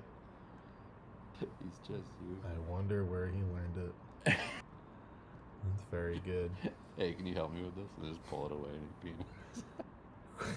Your version of that? You've never done the penis thing to me. Fucking funny. Thank God. Your No, version. never. Your version of that used to be, "Hey, can you help me with this?" And I'd turn around and you'd be making the face that I can't describe to the chat.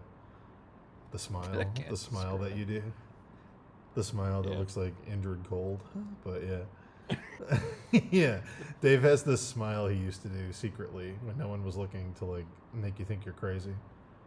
And he would trick you into looking at him and he'd do it and then you'd see it but no one else would see it and then he'd go back to normal.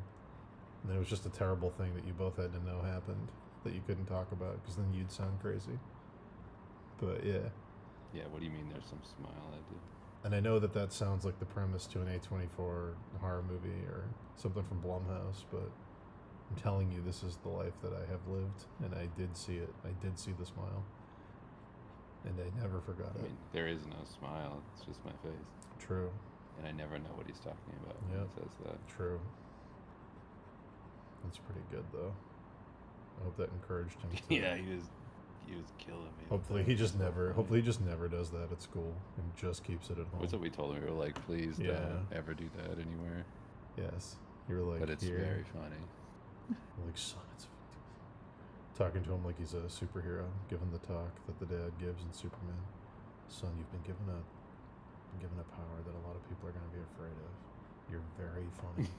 You have to be you have to be very responsible with this, or people are going to want to hunt you down for what you can do. Regular He is really people funny. regular people aren't like you, son. You have an ability, okay? They're going to hate you for it. He'd be like, you just ask him, like, Axie, can you finish your food? Then he cocks his eyebrow and looks at you and goes, oh, yeah, I'll finish my food. And you just go, fuck off. It's great. I can't wait to see He's him. It's so stupid. He's so mad. Oh, yeah. And he does, like, this fake. It's like he's a black guy making fun of white guys. Like, that's the voice. Yes, I know exactly what you mean. It's so good. It's so ridiculous. He's really funny, though. Yeah. Yeah, it's fantastic. Did you get revisions on your thing yet, or still waiting? Not yet, no. Hopefully they're just like extremely minimal or non-existent. Yeah, I mean, they've seen it every step of the way, so I'm not. Yeah. I mean, if it's like a major revision, I'll be pretty surprised. Yeah. Did you like it? I did like it. I liked it a lot. My buddy from Hasbro's coming over this weekend, and I think he has the Mindbender in-box thing to give you. Oh, I don't need Mindbender. I need Serpentor. You need So tell him not Serpentor. to come. Okay, I'll tell him don't come to my party. Do you already have Mindbender? Yeah. I have Mindbender. I never got Serpentor. Okay, I'll tell him. Yeah, he's the dude who's like somehow. I feel like you guys must have talked at some point. He's in charge of that whole department. What's his name? Lenny. No. No? Okay. I talked to one other dude that was like the guy leading the project. Okay. My only interaction. I'll yeah, I don't know. I'll He's give a nice dude. I'll give you his full info later, off stream. Tell him. Just stay away. Yeah, Don't even. tell him like I say. Are you driving over now? We You don't turn around. need you. If you don't have Serpentor, don't show up. Go get it. Yeah, if he sends me the text that's like, "Hey man, on our way over, you need anything for the party?" I do actually. I need Serpentor mint in box. Yeah, or you can go on. Did you know that? Did you get any artist proofs for the Final Fantasy Magic the Gathering stuff? No, none of my stuff came out for it. Oh, okay. Are you going to get artist proofs? I don't know. Some of those are selling for like outrageous money. Okay. Like, I was at a thing this weekend and a friend of mine collects them, and he was like, "Did Dave do any of these?" And I was like, "Yeah, I did some stuff." And he was like, "Did he do this one? Because it's worth like $100,000." And I was like, "What?" So if you, I don't know, just keep an eye on it, because if one of the ones you did becomes those, you could make a lot of money really fast. Yeah, that was the last Magic thing I did Yep, before I stopped working for them. I remember. So I don't know. Yeah, just check. They haven't teased it or anything. I did like a I few know. of them, so I wanna. I can't remember. I think it was the. I think it's the Chocobo and the Sephiroth one are worth like crazy money. But I heard that there was like something about them teasing like the third installment of Final Fantasy. yeah, I saw that too. 7. I saw Maximilian posting about it, but I didn't look into it. I didn't care enough to check it out Yeah, I didn't look into it either. because the end of that But- second game was so dog shit that I was like, "Oh, I don't care." I don't. Was it? Yeah. I didn't get to it. They do a fairly decent job of recreating it all the way to the final act. It's like some people like it or hate it, but then the end, they just the whole time you're like, oh, they're not doing the multiverse stuff. Thank God they are. They just saved it all for the final couple chapters, and then they just hit you over the head with it like nonstop. Like, remember the black ghosts? Now there's white ghosts, and they're actually saving the timeline. And then the black ghosts and the white ghosts are gonna just full Kingdom Hearts. Yeah. In Learn Eris, a lot from Expedition 33. I know. Beat that. Just do that. Oh boy. Just do Expedition 33. The optional super boss at the end is so good. It's Okay, I was playing through. I finally started playing it again, yeah. and I was playing through the Axum. Yeah, did you find the one I was telling you about? I played like the face one, Visage, yeah. and That armor is so Dark Souls. I was like, oh, this is great. so that was the thing is I beat the first round with like the big guy. Yep. I think it's like is it a parry only fight? You can't dodge. No, you can dodge. It's just very hard. Did you kill all the individual faces, or did you just go fight the boss with the faces? All the individual faces, and then I fought it. Okay, cool. If you fought that without killing all the faces, that is like one of the hardest things in the entire game. Really? Yeah, I couldn't do it. I tried a bunch of times and I was like, okay, fuck it. I'm gonna go kill all the faces. And then it's like manageable, but like if you don't do that, every round one face gives him like 10 shields, one face gives him like haste and like double damage, and then one heals him completely. And you're like, oh Yeah, the heal. fuck this. Like That would have been horrible. yeah, dude, it fully heals him every turn. And you like then it hastes him. And then it shields him, and it's like, ugh. It's like I tried, I couldn't do it though. I could only parry that big guy. I couldn't. Every time I dodged, it didn't dodge. Well, all my parries worked. Yeah. I was like, is this a not dodgeable enemy? I was like, I didn't get it. I was like, because I felt like no matter what, the hits were giving me damage, even if I dodged it. For some reason, So I was like, whatever, parry. for some reason I can't parry like ever. So every fight, the whole game, I've just been dodging. I can't get the timing down on the parries like at all, Oh, okay. which makes the optional super boss like borderline impossible because it's like a mandatory parry fight. But I just was like, I figured that I just made myself like get better at it because I couldn't figure out how to do it with that. I mean, I saw so many people parrying all the time online that I was You're- like, oh, I'm gonna do that.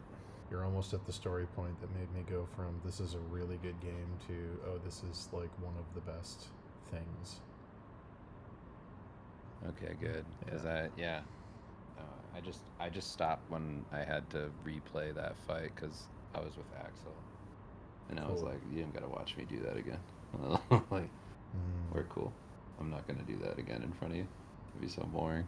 Yeah. It was such a long fight, and I like got to the end where I actually planned it so my B team is so strong that like when I get to that point, it's like they jump in and they're crazy. That's good.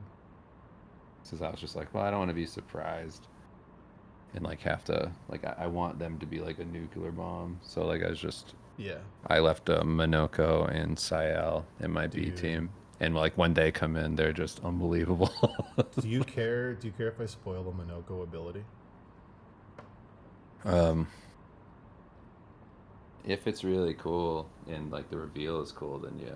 No, it's just an enemy you fight and you get an ability. But like it feels like it should be kind of useless, but I started using it and I was like, oh, this is the most fun thing ever. You're Which one's that? You're gonna find like another version of the lamplighter boss that you liked, and Yeah. when you beat it, you'll get the lamplighter foot, and when you use it, he'll turn into it and he'll do a swing, and every time you do it consecutively, the damage will go up by a percentage. So if you can consistently do it like 7 turns, you'll be doing like 3 million damage. Okay. But you got to keep Minoko alive, and you got to keep making sure he has enough points to do it, and it's so fun. It's so fun if you can get into a rhythm with it. It'll be like 1,000, 3,000, 50,000, 150,000, 400,000, a million, and you're like, oh, this is great. This is so fun. The one that I don't like, that's like I have equipped to everybody, that's like a, you know, why can't I think of the word? Picto? Lumina. Oh, yeah. So the one that I have equipped is that one where like whenever they die, they blow up, you know? Oh, the death bomb. Yeah. And actually might take it off. I like don't. The feeling of winning from having that happen is so disappointing to me. Oh, Like, sure. How much damage does it do? I never used it. a decent amount, where like enough times have happened where like my guy dies and I go, ah, shit, and then they go victory at the end, and I'm like, oh, it's disappointing. The thing I want to know is, if you put Death Bomb and Auto Revive on a character, do they blow up twice? I don't know. I don't know. Because I never really played with the Death Bomb thing. There's a bunch of stuff that stacks with it, but I never used any of it. Well, now that I know the fight that I'm going to do, with the Axum, I'm just gonna like redo my Luminas on all my characters. Did you beat And Visage? just plan for the fight. No, I didn't Oh, beat okay. him yet. I beat the big guy, and then I got to the part where the second part. You're gonna love the next one visually. The accents are so No, cool. Oh, the next Axum. Yeah, they're so cool.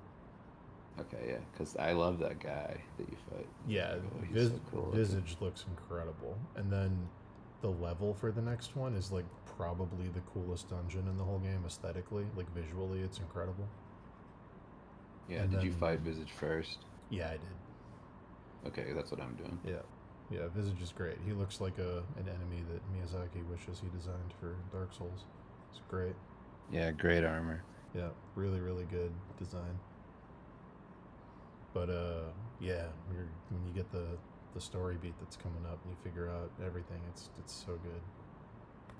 Okay, cool. It's so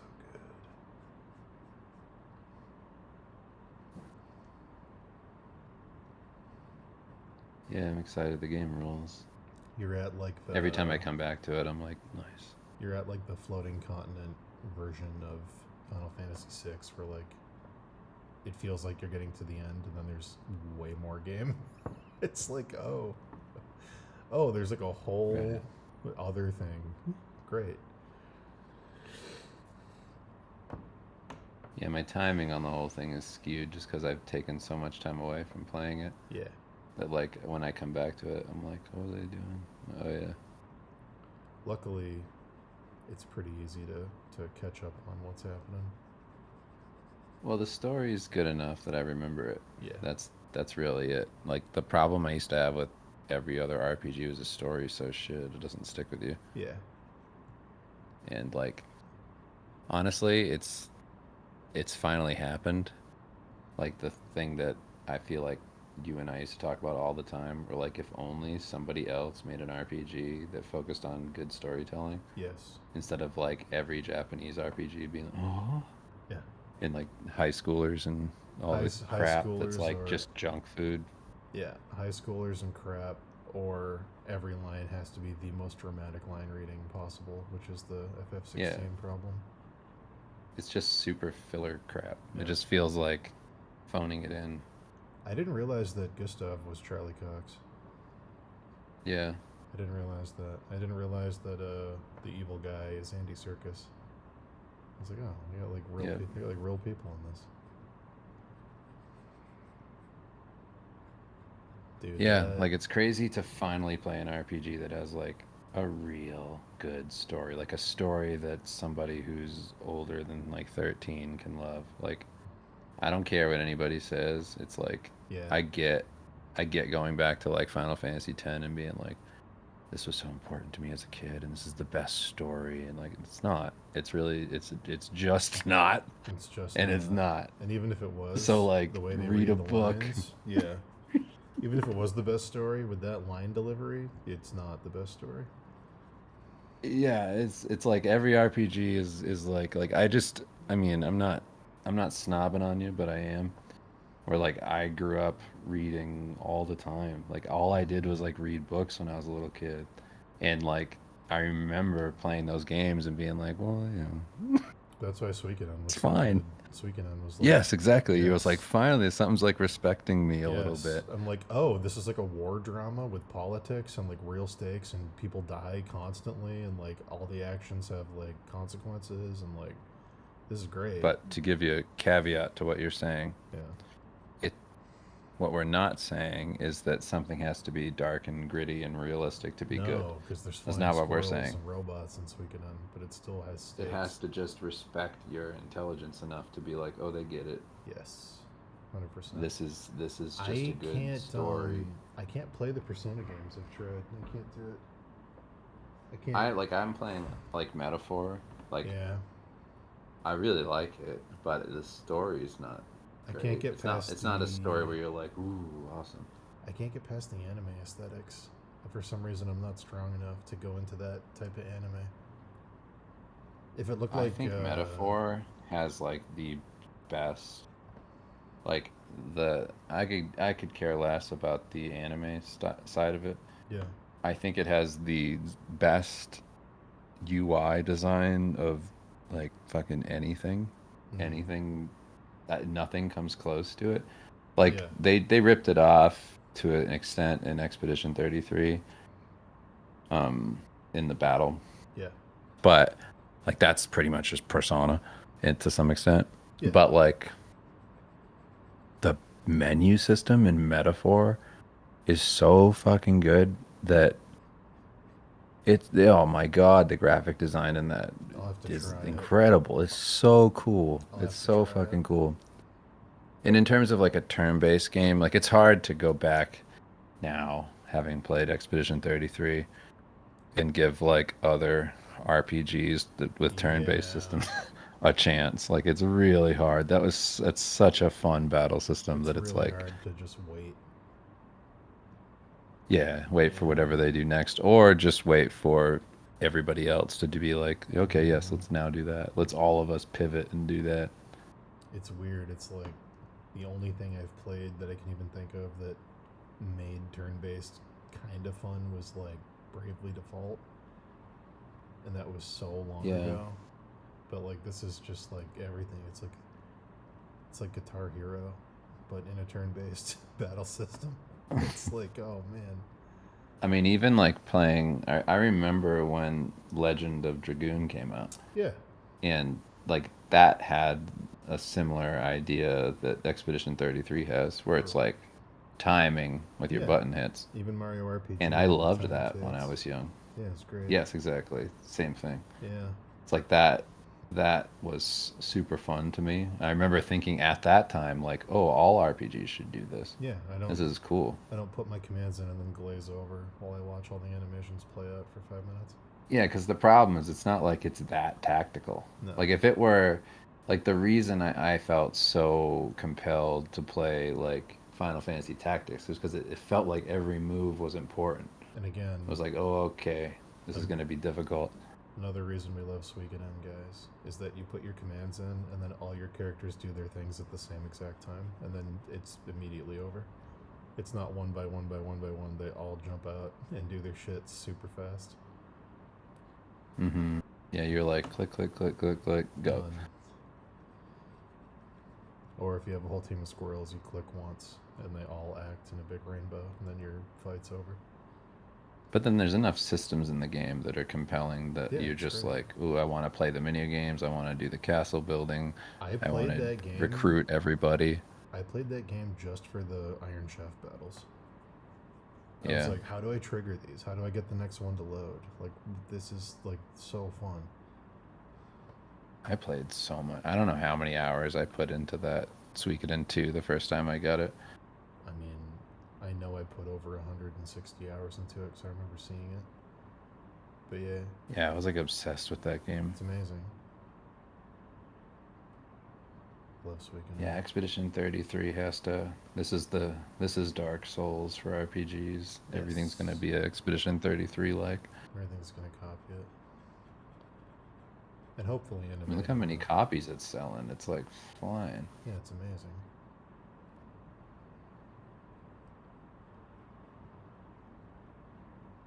It must be so funny to like spend a decade making FF7 remake and then just watch this game just come out of nowhere and like match. I'm like, oh. Yeah, yeah. Man. Needed to make something good. Oh, Damn crap. it. Did you see? You haven't seen Friendship yet, right? No, did you? No, I'm going to though this week. Did you see that new clip that came out where he calls himself a prince? No. He's giving himself a pep talk and he's like, "Go back in there, man. Everybody likes you. You're a fucking prince." He's talking to himself. It's real. I'm not gonna tell you what happens after that. It's really, really good though. I'm excited for that movie. Yeah.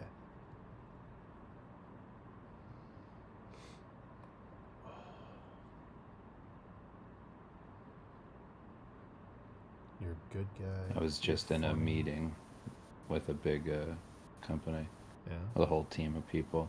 Sam's Club. I always forget where I am. Huh? Sam's Club. No, not Sam's Club. What do you mean you forget where you are? What? Because I was in a meeting with a bunch of people, Yeah. and then I was just saying stuff. And I always Oh. forget that I'm like at a work thing, Yeah, you can't do that. What'd you say? because I just joke around. I said, you guys know me. I don't respect women at all. And then one of the guys on the call said, big swings for a Monday. My God. Is this a company Yeah, I I was know just you're working laughing. for or something new? Yeah, Yeah. That's great. Big swings. it's a big one. That's very good. Well, other people laughed. It's fine. It That's all worked. that matters. But I just forget. I just go on autopilot, especially if I'm like working during it. Like Yeah. I'll be like actively drawing while everybody's talking and like You're fixing bringing- problems that we're all addressing. All the firewalls go down for what you say when you do that. Same thing happens to me. Exactly. My brain can't exactly. maintain the firewalls and draw. I also feel like a decent amount of power in those situations Yeah. because everybody's quiet.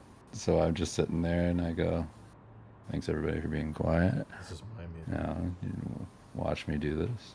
And then I just start saying stuff. I had diarrhea last night. I'm the captain now. Yeah, that's all I do. I just immediately go into that mode. I just start saying stupid stuff, Very good. and I just watch my career crumble. Yeah. It'll be torn down by the same bricks it was built with. No, I think they're all fine. But it is dangerous. You get next time they don't laugh, you gotta casually say, I don't care, I'm blackmailing all you. Yeah. Who am I here again? I don't care. I'm blackmailing all you guys. You guys can't push me around. You can, but you're not gonna like what happens next. Yeah. You don't want to push the pusher. No. The pusher. For some reason, I just saw like a lame version of the Punisher. The pusher, the pushiner.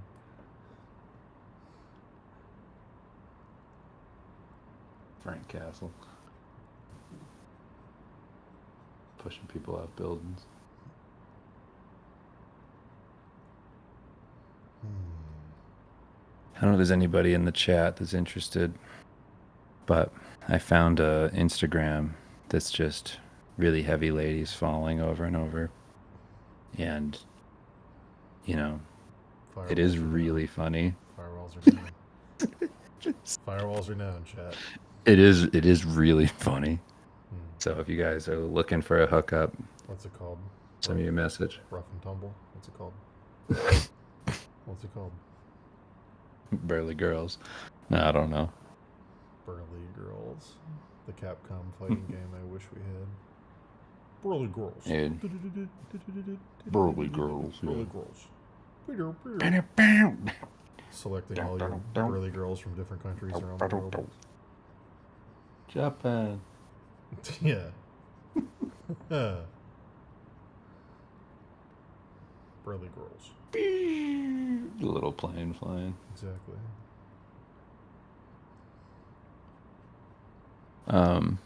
Did you see that stuff with Bungie? The marathon thing with the stolen art? Unbelievable. Dude, what are they gonna Unbelievable. I loved Luke Stevens' thing where he just said, hey, artist, I don't care what you think right now, just get a lawyer. I don't care what your stance is on this, get a lawyer. Lawyers will take it pro bono. He's like, I got family that are lawyers, just get a lawyer. Don't even talk to them.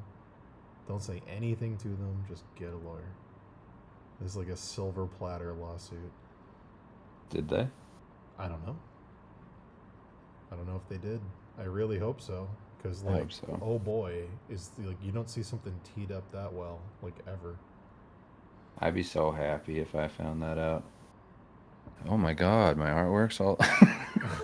Oh my god. All my artwork was stolen and put in a video game? Oh no. By a multi-billion-dollar company? Oh no. I'm so upset. Then you'd kick the door open to... My lawyer.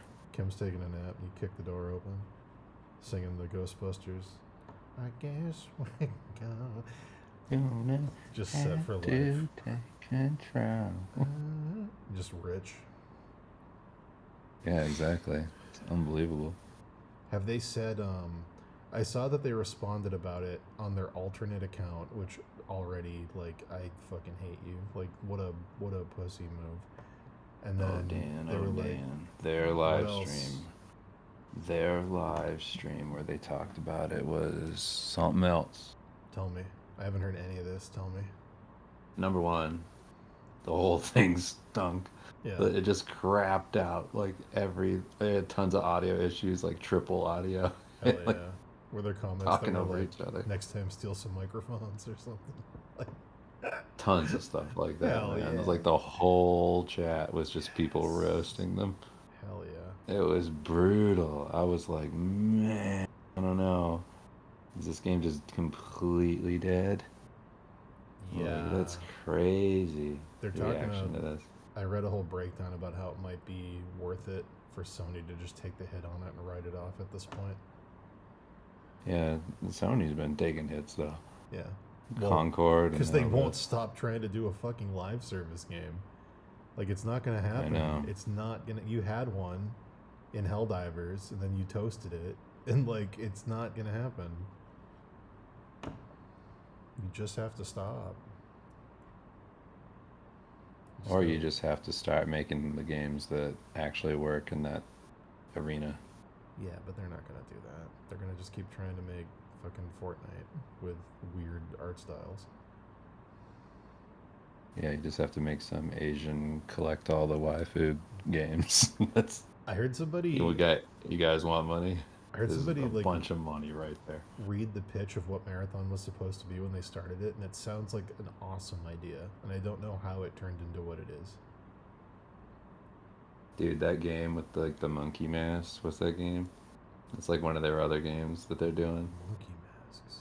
I don't even know. It's like a I mean, it's not a crypto game, but it's a crypto game. Yeah, It I just know what you looks mean. like a crypto game.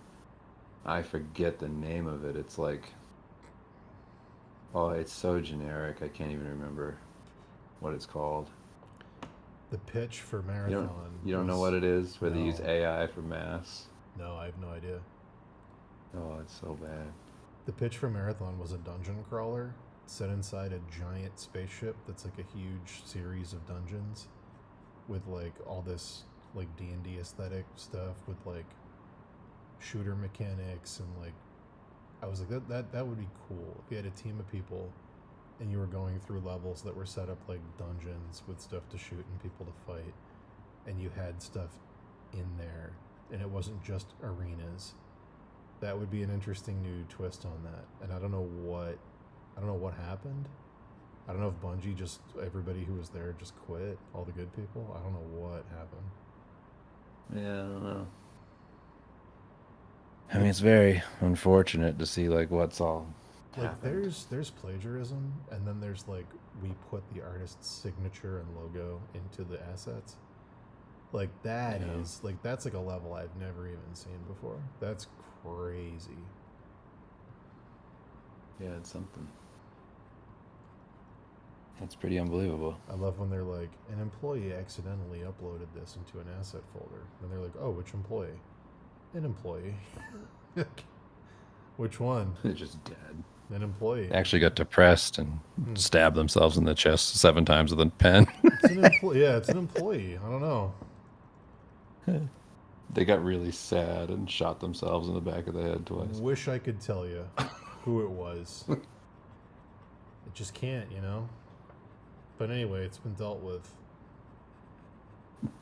Please enjoy your game. One person's fault makes it so you lose millions. Yeah, I know. Can you imagine? How is that person not dead? Whoops. Ah, man. I know Sony, what did they pay? $2 billion or more for the acquisition of Bungie? It was a don't lot. know. It was a lot. I know it was a lot. Yeah, that's wild. I haven't seen any other new stuff on it. I really hope it goes to court. It's a bummer. I really like I mean, at least the people I know that I've worked with at Bungie. Yeah. And I worked with some people within the past like 3 or 4 years Yeah. over there. It's not, yeah, the people on the team are fine. The corporate stuff, letting that happen, Yeah. whoever, yeah, it's all bullshit. But the artists and stuff, they're usually pretty cool people. Yeah, it's just a bummer watching like it's so hard because the industry moves like molasses and tools are becoming so accessible now that like small creators can really pivot and make interesting things. Like somebody indie is going to like do the Expedition 33 thing, Yeah. right? You know what I mean? Yeah. It's like that type of stuff's going to happen first. It's going to take so long for anybody else to do it. Like it's going to take forever because it's just none of these companies can move quickly. Like, and No. I tell you that like I think it's obvious to anybody, but like for me specifically, like working on the like Diablo 4 stuff, like doing all the marketing art, it's like the amount of time it takes to get like approval on things or get assets or anything that seems really, really easy Yeah.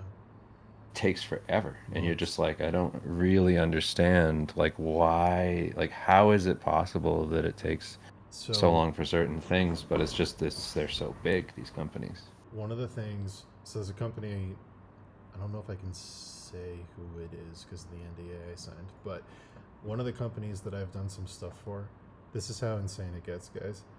if I do art that has a character from the game in it, it has to get approved by the North American branch of the studio, the Japanese branch of the studio. Then they have to get approval from the president, the vice president of the company, and then they have to go find the original character artist of the character who designed the character at the company, and they have to get approval from that specific artist.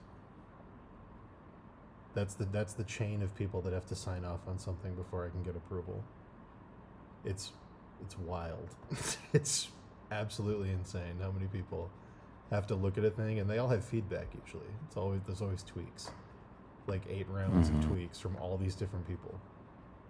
And if they don't And all it's people agree, that just kind of chime in to be like, yeah, they have to chime in because they And- feel irrelevant if they don't. sometimes the feedback doesn't blend with the other feedback, so someone will tell me to do something counterintuitive to something someone else told me to do, and then you have to wait for them to sort out their disagreement, and it's like a thing that I could do in a week becomes a thing that I have to sit on for, I don't know, I think the longest was like 6 months for like them to approve a thing, and it's like, okay, well, but yeah.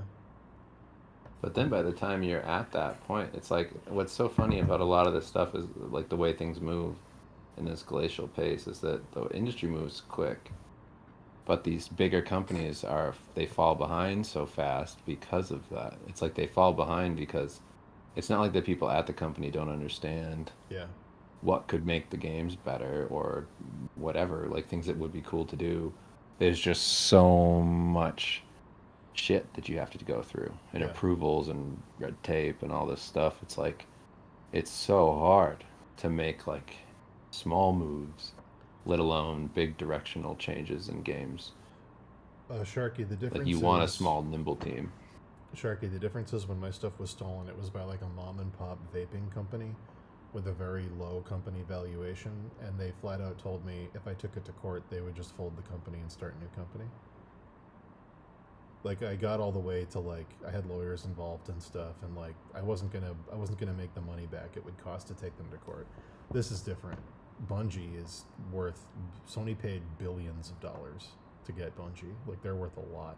And now they're part of Sony. Also, the public so- eye. It's like Yeah. they can't just be like, oh, we're not doing anything with this artist. The artist is public. Yeah. They're public. It's like anything that happens from them, it's like forget the lawsuit. If they tried to strong arm anybody or do anything, it would be such a PR disaster for them. Like think of the PR disaster it is right now. Yeah. Imagine if they didn't address it or like What do you think? it'd be brutal. What do you think the number is? Imagine no matter what the number they give the artist is, it's going to get leaked by the artist. How high does that number have to be for the internet to not collectively pile on to Bungie and Sony? What do you think it would be? I don't know. I mean, I don't think it'll be an undisclosed amount. They're not going to leak it. It's not going to be 10K. It'll be part of it'll be Yeah. part of the court stuff. It'd be like, we can't say. I'm just wondering what that number would be for people to feel like, oh, okay. I feel like it would have to be $100,000 or higher. I think don't- so. I I think because it's like such a big part of the alpha and like the Yeah. initial identity of the game that it's you could really make the argument that it's like an integral part of 'Cause if the overall it's- aesthetic. If it's 10K, the internet's going to shit all over them for being cheap. I know they are. 10K It's is- not going to be that. Yeah. Yeah, I think it's gonna be 100K or up. I think it'll be higher than that. Yeah. If they threaten litigation, I could easily see it going up to $1 million. Because I don't know what it would end up being, but I think it'll be higher than 100K, I'm guessing. I think it's probably worth it to Sony. The $1 million, I think, is probably worth it to Sony just for the PR. Like, this game they've put so much into this. They bought a whole studio for this. I mean, good for them. I know, have fun. Very, very funny. Yeah, it's legit insane.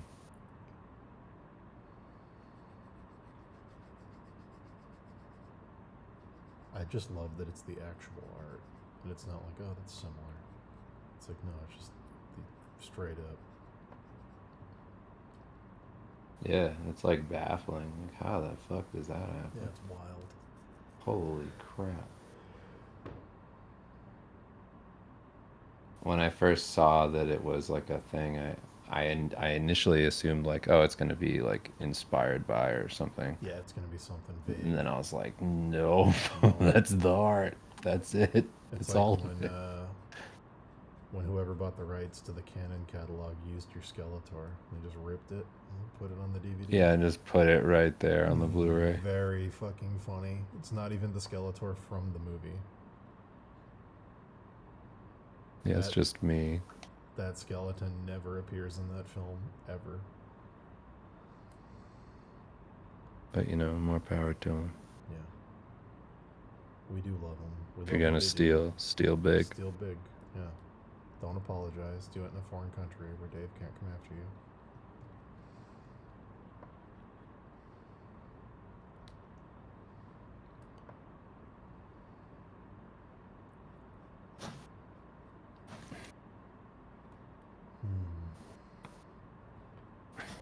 And then I remembered, I got the text from Dan DeSalt that was like, finish Expedition 33? I was like, yeah. And he was like, did you forget that Monster Hunter Wilds came out? And I was like, oh no, I did. I don't have time to do that. I want to do that. I don't have time to do that. Not after Expedition 33. I completely forgot Monster Hunter Wilds came out. Yeah, I have that game. Man. Fine. It's not addicting like No? Expedition 33 is. We played so much Monster Hunter World when it came out. Yeah, I mean it's good, but I don't know. It's fine. Okay. It's nothing that like I'm like, well, like I'm not. I played a bit of it, and I was just kind of like, eh. Yeah. I think Well, like that's good. the look of it didn't really grab me. The Oh, you like didn't like it? everything's muddy looking. Oh, the desert color palette. Yeah, I was like, I don't know. Like it just kind of Yeah. feels like I'm playing an old PS3 game. I wonder if there's more like biomes later. If it's all desert. There are. I don't know. I feel like just the initial thing of it for me, it wasn't as exciting. Sure. I think Monster Hunter World was such like a big deal for me. Like when it came out, I was like, oh, this is Yeah. actually fucking incredible. Everybody was waiting for that first one. But I'm also kind of not super into too many games anymore. Right. It's just fallen off for me. I'm like, all right, I saw somebody whatever. freaking out about Pokemon and the money they spend making the new Pokemon games, and then Expedition They're 30. so bad. Expedition 33 and how much that cost to make, and how fun a Pokemon game would be with that kind of battle system wrinkle thrown in, where like you can do the move and then how good the move is like little mini games inside the battle. Like, oh yeah, that would be very good. They're like, Nintendo spends so much money on these games, they all suck. Like, it's very good, very, very good. Dude. I have Pokemon, whatever, the one where you're in like an Asian place. I've never played any of those. I've played Red. You're and in like Blue, a- and that's it. You're in like an ancient Asian place. Sure, It was like the one that was supposed to be the best one recently. sure. Legends, And, Legends Arceus. I don't know. Yes, that's it. Is That's it really that yeah. one? Hell yeah. Yeah. Great. It's pretty good. It's fine. The story stuff, I wish you could just shut it off. I wish you could just turn off Yeah, all talking. you can. It's called. I didn't turning even all bother. on. I just skip it. I skip the whole thing. Yeah, I get it. Collect Pokemon, do stuff. Yeah, I don't think I'm unless they remake the originals with really, really good graphics, I'm probably never gonna play another Pokemon game ever again. Yeah. I remember being a kid and being like, RPGs are good, right? Yeah. Like, I should be into this lunar game. Oh God. Why can't I do it? That feeling. I had that exact feeling. Yeah. On paper, on the drawings and stuff, it's everything I want. It's got dragons. It's got, Why can't I play this? it's got anime. It's got softcore porn of all the characters that comes with it as stickers. It's got cutscenes. Why don't? But I don't like it. Yeah. Hmm. When you can't figure it out, you're like, what is this? And then they remade it just recently. They like put out that new version of it. It's got Austin Powers in it as an Easter egg. I should love this. The only one of those games that I was like, oh, this is actually pretty good was Star Ocean 2. Yeah. Where I was like, this is pretty good. Star Ocean 2. If I play it again, rough. Star Ocean 2 was like stupid, where it's like, was like 50 hobbies in that game, where it's like you can do art, you can do cooking, you can do sewing. Do you want to learn how to make medicine? Like, what? Like, and you don't have to do any of it. You can ignore all of it, but there's all these crazy side things you can do that are completely needless. Yeah, I thought that game was cool. I like the music and the aesthetic of it, like the where it took place and all. I was That like, this is a good one. The soundtrack for that game is like the most like PS1 cozy RPG vibe. Yeah. And it's got some of my favorite. Oh, I gotta. Huh? What does he say? What does he say in the beginning of this? It's In the beginning of the battle. Some of my favorite compressed. Here they come. He goes, the enemy. Yeah, the enemy. The That's what it is. The enemy. The enemy. Some of my favorite compressed vocals in any game. The enemy. It's like the voice is too deep. Yeah, when it's nice and quiet The enemy. and heavy. Burning crush. And then you. Burning crush.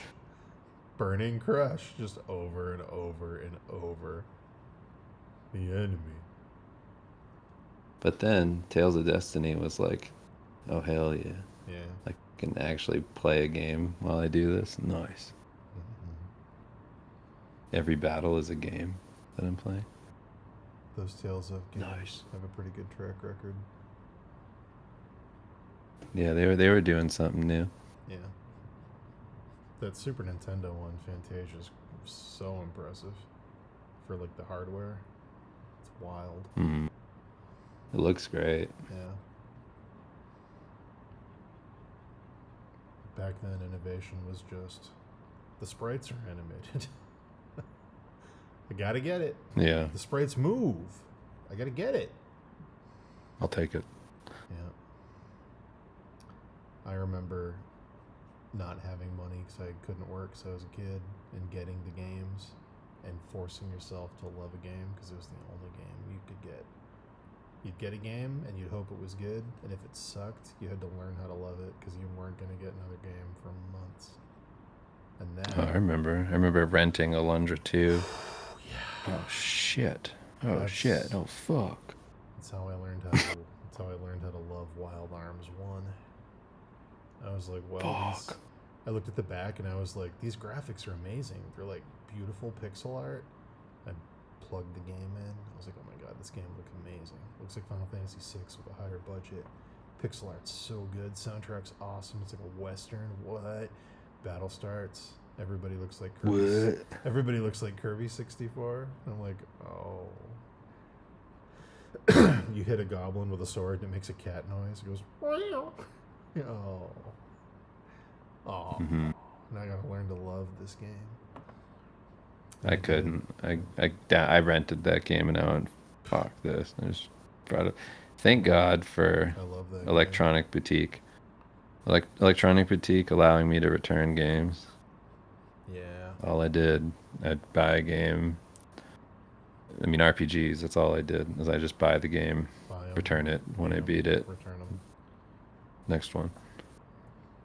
And there were only a couple that I kept. I remember being bored playing the Breath of Fire games, but just doing it because they were so pretty. Yeah. I was like, oh. I got super far, and I think I didn't beat 2. Maybe I did. I don't remember. For a long time playing Xenogears, I was like, oh, this is the greatest thing ever. It's a fighting game inside of an RPG battle system where I can do combos. And then you get to the second disc and you're like, oh, they didn't finish the game. Whoops. This was the greatest thing, and now it's the worst thing. For anyone who hasn't played that game, first half of the game, some of the greatest stuff ever. Incredible story, like insane scope for a story. And like fighting game combat in an RPG battle system, animated sprites, mech battles, just insane. And then the second disc, incredible cutscenes. Yes, so good. Like the cinematography of the cutscenes is like, oh my god. But anyway, it's incredible. You get to the second disc, and it's literally the characters sitting in chairs and telling you what happens with like giant walls of text. Then we went to war with these people, and the angels came and they killed most of us, and that was bad. But we lived. And it's just that, just paragraphs. And then you get kicked into a final dungeon after reading like a literal book because they ran out of money and they just had to finish the story somehow. It's such a bummer. Everything else in that game is so good. Soundtrack by Mitsuda. Ugh. Everything's great.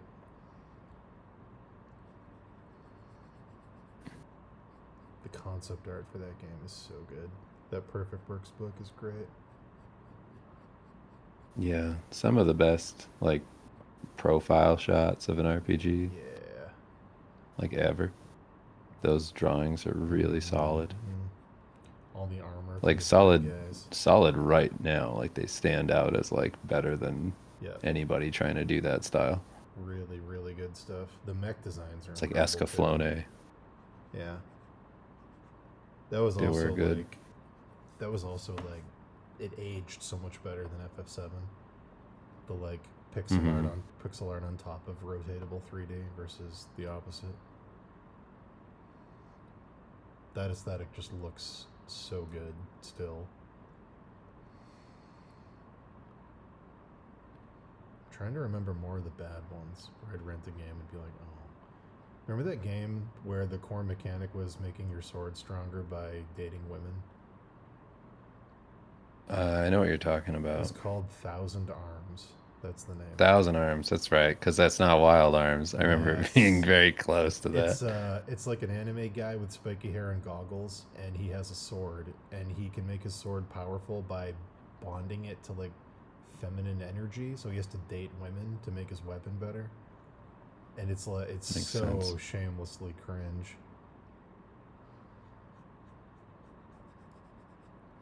And then there's Grandia. And that was good. Grandia was good, yeah. Grandia had like really cool world building. They were trying to do like the Ghibli thing before anybody here knew what Ghibli was, really.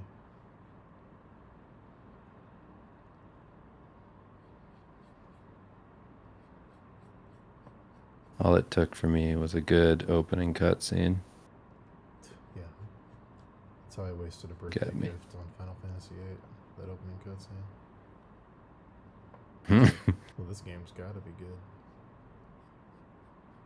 Nope. Listen, I love it. Okay. I don't, but I do. I had to love it. It's the only game I had that summer. Part of me's always gonna love it. I remember going over to Dan's house and watching him play it. Yeah. And going, yeah. He said this certainly isn't Final Fantasy VII. And then I was just like a 9 person. Like I like Final Fantasy 9. 9 wasn't out yet, so I didn't know I was a 9 person. Well, I mean, when I watched you play it. Yeah. When I watched you play it, 9 was out. Man, 9. So good. Yeah, that was like my number one of the Final Fantasies. I remember that summer. Summer 9 Well, came yeah, out. 9's So the good one. I remember Vagrant Story coming out and getting it for my birthday and not knowing how to even play it. I tried for so long. I restarted that game so many times, and I could never get past the first boss. Like it. Yeah, you get to that white dragon, and you're just Yep. like, I don't know what the fuck I'm doing. What is this? And apparently nobody did. Apparently it's famously just no one even knew how to play it because the game just doesn't tell you how to do it. There is a way to do it, and I guess if you do learn it, it's a very good game. But the game just doesn't tell you how to play it. Yeah, I remember Shane Guidaboni could do it. Yeah, I remember that too. Yeah, apparently there's a whole thing where like only certain types of weapons can hurt certain enemies, and they never tell you that. So it's like if you're not using a mace or whatever it is, you can't hurt the dragon at all. It's like, you should probably say that. Like, what? Yeah, it had like Nintendo game energy. Yeah, like go Original talk to Nintendo. Go talk to your friends at school until one of you figures it out. Tell each other rumors about Yeah, it. that era of game it's like not something I look back at fondly in that respect. Yeah.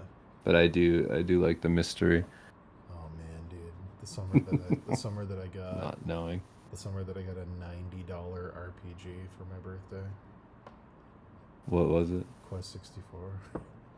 Oh yeah, $90. You got the Sears RPG. $90. I used to miss that when games were different prices at Sears than everywhere else. You're like, why the fuck are games like $100 at Sears that are like Yep. $60 in the other store? Here's the craziest thing about Quest 64: the Nintendo Power and like the gaming monthly magazine, whatever. The stories that came out about it before it released the game had multiple party members. It had a fully explorable world. Every character played differently. Like it was like an RPG with like a team of people, and it's like, oh great, this is sick. Then you see that you see the actual photos in the magazine of your party of characters.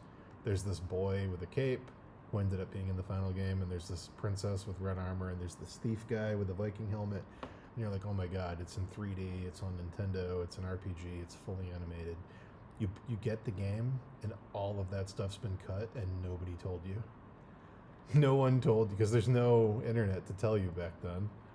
And the fucking magazines weren't able to run an article saying actually they didn't finish the game and they had to cut all that content.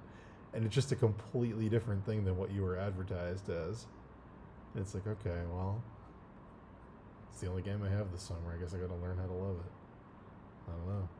And it's horrible. Yeah, I beat that game like And six it's- times. I replayed it so many times. Because it's all I had. I was like, what's this or Blast Core? I don't know. I don't know what else to play. Yeah, it's crazy that like the boys have the most amazing games to choose from. Yes, and they don't appreciate You it. just go, man. It's wild that you guys have this stuff. That's my old man moment, my first old man moment. You guys don't know how good you have it. Back then, we'd buy a game, we wouldn't even know what the game was till we put it in. Could have That's been very anything. true. Could have been anything. Could be literally anything. There were no reviews back then. I couldn't look up the Metacritic. Just buy a game and hope it's good. And if it's not good, force it to be good with the power of your mind. Yeah, the amount of hours I put into Gex, Enter the Gecko. That's a level I can't even comprehend because it's got. You the think I voice wanted to acting. play that? Dude, I'll never forget. I don't know if you ever remember this. You will when I say it. Do you remember in high school you were like, dude, I found this awesome, like, underrated gem from Japan. It's an N64 game. It's incredible. It's like everything you're gonna Yeah, it's- love. I already know what it is. Tell me. Flying Dragon. Yeah. It is incredible. That was one of the first. That was one of the first lies you ever told me. It is incredible, dude. That game rules. I don't care what anybody says. It's one of the That game first- still rules. Wind. That's all I remember is wind. Dan didn't get into it, all right. Listen, I did. You play the game, you play the campaign. It's a fighting game where you can customize your character and you can buy all equipment for them and stuff. boost their stats. You can become like crazy strong. You can modify your character. It was sick. I'll stand by it. I didn't appreciate it. Dan just didn't. I just didn't, remember being so mad and you laughing, and us playing. Yeah, I it was till, laughing like, that you didn't like it, till, like, but I 3 in loved the it. morning. I was playing it till 3 in the morning. Yet I loved that game. That was the night your mom hit the door. The night, every night. Well, that was the first night I was there for her to hit the door. Okay. Yeah. Yeah. The what are you doing? The waiting a second and then Yes, boom, boom, boom, boom, the boom. shadow. The shadow. So of the to make sure that you have trauma for the rest of your life for loud Yes. noises. The shadow of the feet in front of the door, and then silence for a few minutes while she stands there listening to us, and then slamming the door with her hands. And now I'm a almost 40-year-old man, and every time UPS or anybody knocks on a door, I have a panic attack. Yep.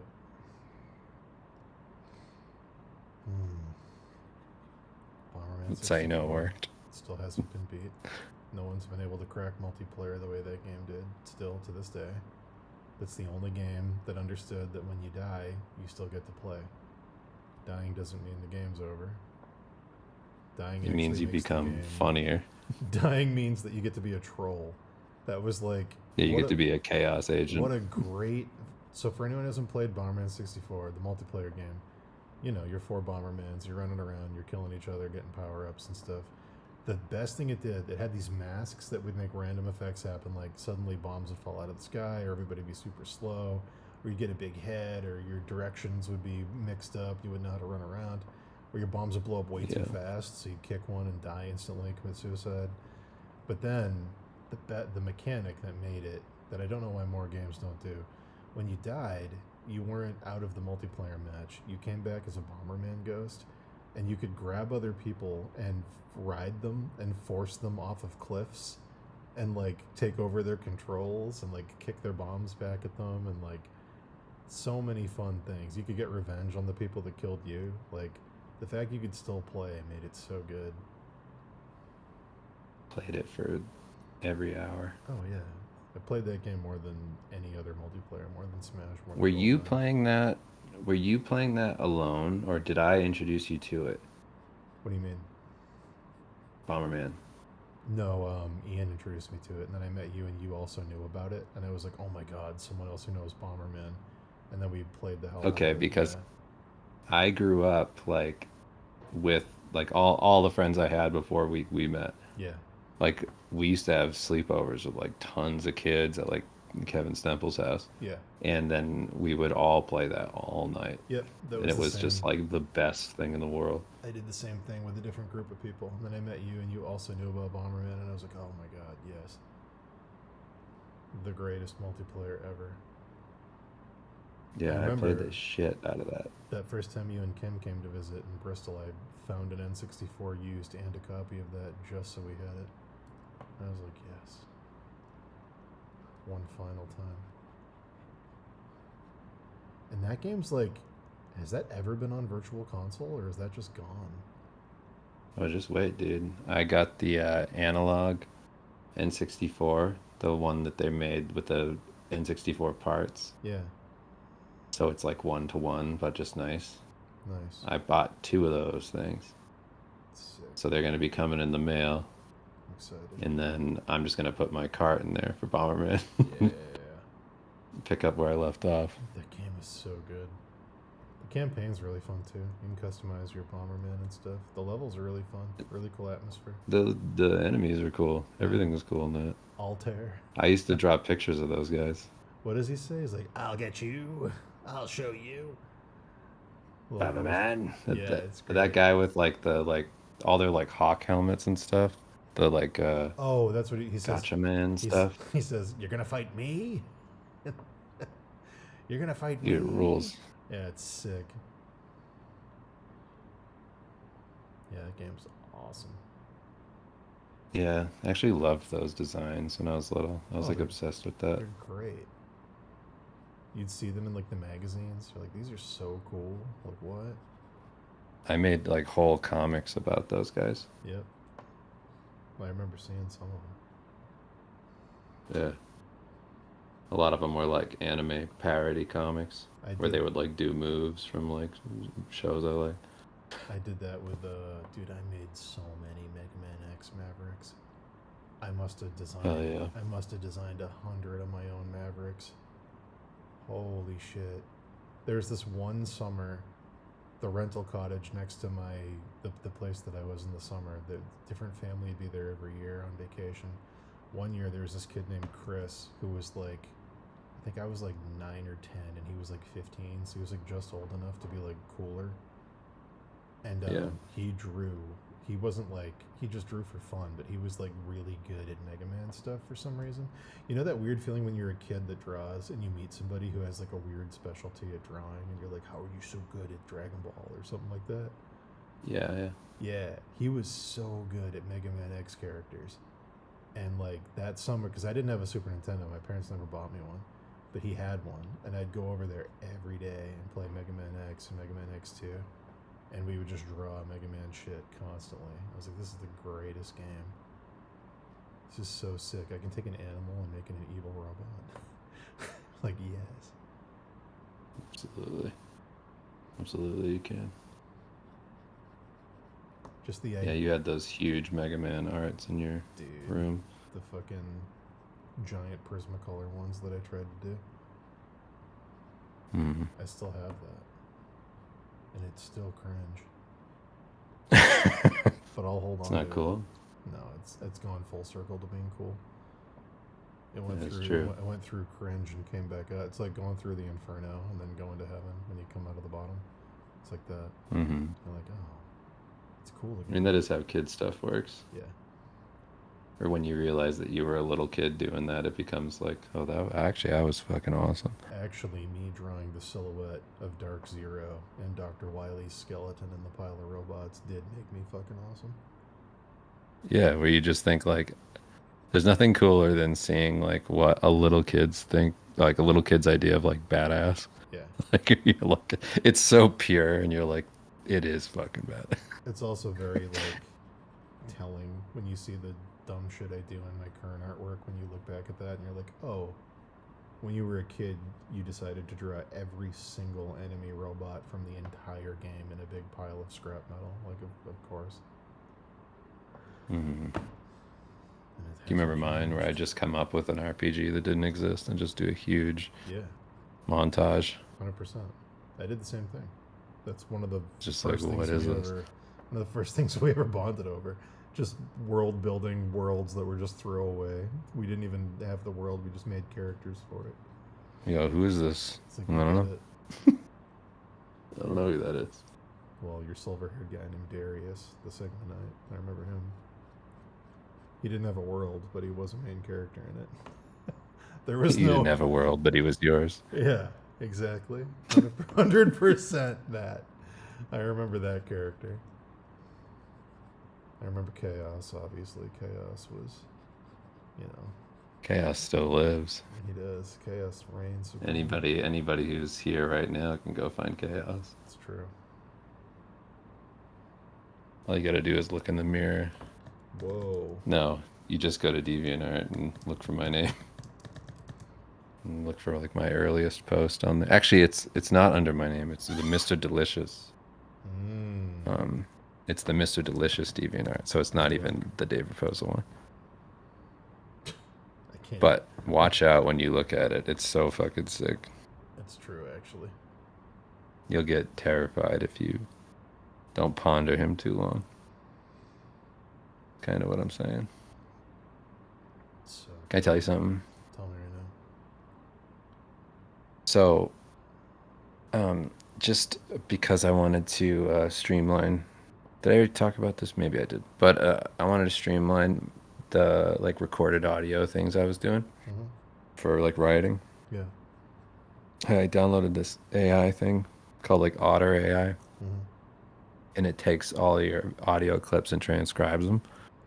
Oh, okay. So it makes it like searchable, so that you can like go through and be like, oh, what was that thing I was talking about? And like, yeah. So it's really, really handy, right? I downloaded it. I didn't know it also doubled as like as like a meeting assistant. Dude, every work meeting I have, Oh my god. it gives me after the meeting, it summarizes the meeting with bullet points of what I need to work on. Oh my god. And it's so fucking awesome. It's one of the best things I've found Can in we the use past it, like, how dude, can we, like 10 years. It's the best thing I've found. how can we use it for, like, Steve stuff? Like, walk me through. Walk you through. All you got to do is if we just do a meeting through like Google Meet, Yeah. dude, it does so much shit. Oh my god. Like it breaks it down. Like it does the outline, discussion on work habits, and meeting participants. Dude, let's try Artwork it. process and feedback. Detailed feedback on artwork. Adjustments to artwork and Dude, character expression. Let's try it for a script and see the notes it kicks back. I'm so excited. What you'd want to do, what we would want to do is like record our thing so that we have the audio, upload that audio to it, and then it'll do it. Yeah, I want to. Or we could just have it. If it's a participant, I don't think it actually records the entirety. Oh no, wait, I'm wrong. It records the entirety of it. Because if I can spend our writing meetings not typing down everything we're both saying for the whole thing, which is what we currently do for people listening, that would be so fun. If we could just spitball ideas and not have to transcribe it. Yeah, I mean, I would want to do both. Like, okay, so here's what it would do. So I'm drawing in this meeting. Yeah. Right? It has a screenshot of what I was drawing on the screen next to what I said. Like, that's how detailed it is. Oh, that's awesome. Isn't that cool? Yeah, that's pretty great. I like genuinely love this thing.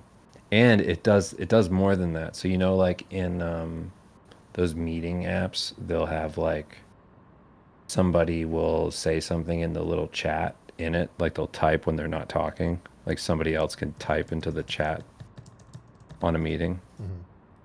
So like I don't really read those. Like I don't go into the chat stuff. But like I did on so like I don't do that, but my note taker, the AI, takes screenshots of all the comments that were made during the meeting that weren't spoken. Oh my god. It's so good. Oh my god. Saves me like so I never have to ask anybody again like what were the things you were talking about for like the revisions. That's incredible. It just has them all listed. Plus you can like zone out during meetings, which is the best. Yeah. So and it has the action items, that's how it lists them, and it has checkboxes next to them for like when they're done. That's so great. It's so good, dude. Yeah, I love it. Yeah, I can see Hold why. on, That sounds incredible. I'll be right back. I gotta go to the bathroom. I gotta pee.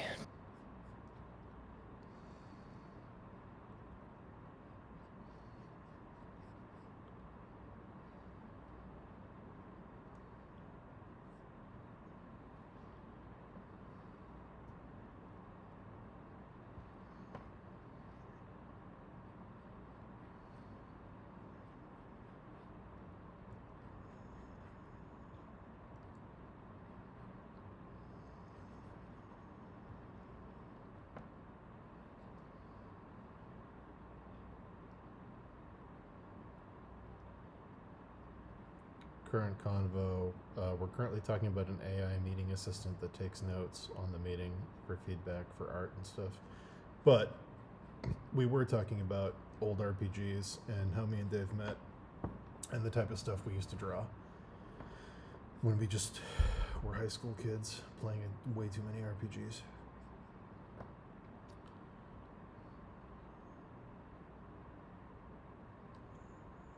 That's the current convo.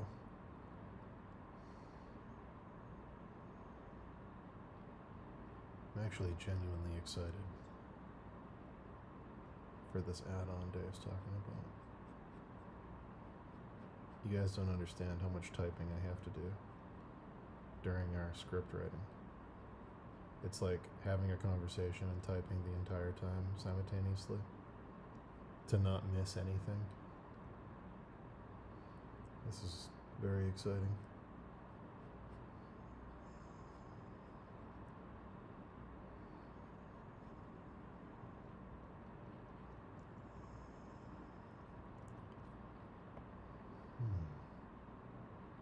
I think it's called Otter. Did he say? It's called Otter?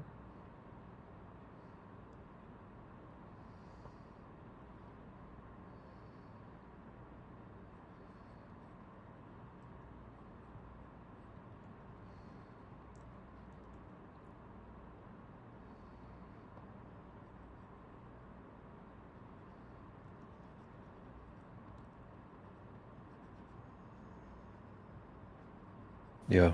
What's up? Poop fell out. Nice, dude. Gravity. Mm-hmm. Sick, man. Happy for you.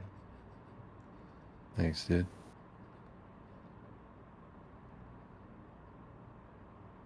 So, That's where I went. Yeah, I know. I originally wasn't gonna poop. What are you gonna do?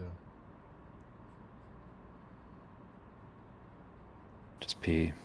Oh, one of those. Sometimes Pee you and gotta- fart. Sometimes you gotta change directions right at the last second. Yeah. I mean, I was really just planning on farting and, Hmm. pee and fart sort of situation. I get that. But turned into more. Pretty sick. Feels like you're describing a relationship. Hmm? Feels like you're describing a relationship. Turned into more. Turned into more. I didn't go in thinking I was gonna, do anything. But Life happens. became something else. Doesn't just choose furniture. Choose family. Jesus Christ. Can you tell that? Just so people know. Yeah, so my father-in-law was over at our son's 6th birthday, and people were in our house, and my father-in-law is Michael Scott from The Office. Yeah. And so people were complimenting our furniture and stuff, because we just, anything that we get, it's like, we want to make sure it's cool and nice. So that's like most of the stuff in our house. It's really specific. Anyway, so we're getting compliments on that, and then he walks over because he likes to self-insert himself, like as if he's a part of things. So he goes, he walks over and he puts his hand on the counter and he goes, or he puts his hand on, I guess, the stool they were talking about. And he goes, he says, he says, Kimmy doesn't just choose the furniture. She doesn't just choose furniture. She chooses family.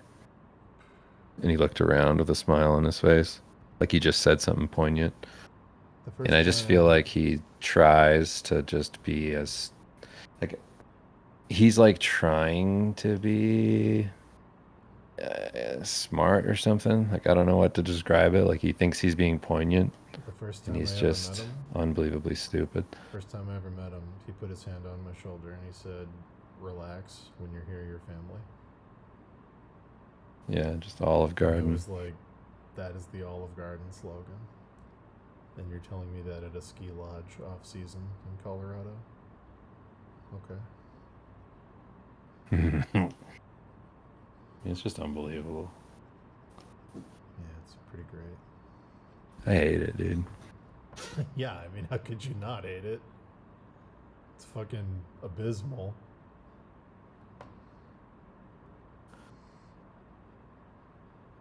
Whenever he does that stuff, I just want to turn to him and go, "How dare you, dude? Yeah, it's the Toby. How fucking dare you?" What gives you the right? Who do you think you are?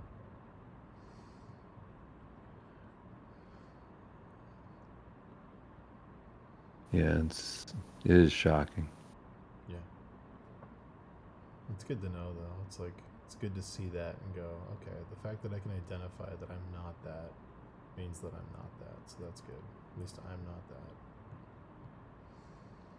I'm self-aware enough to know that that is not a thing I'm capable of doing.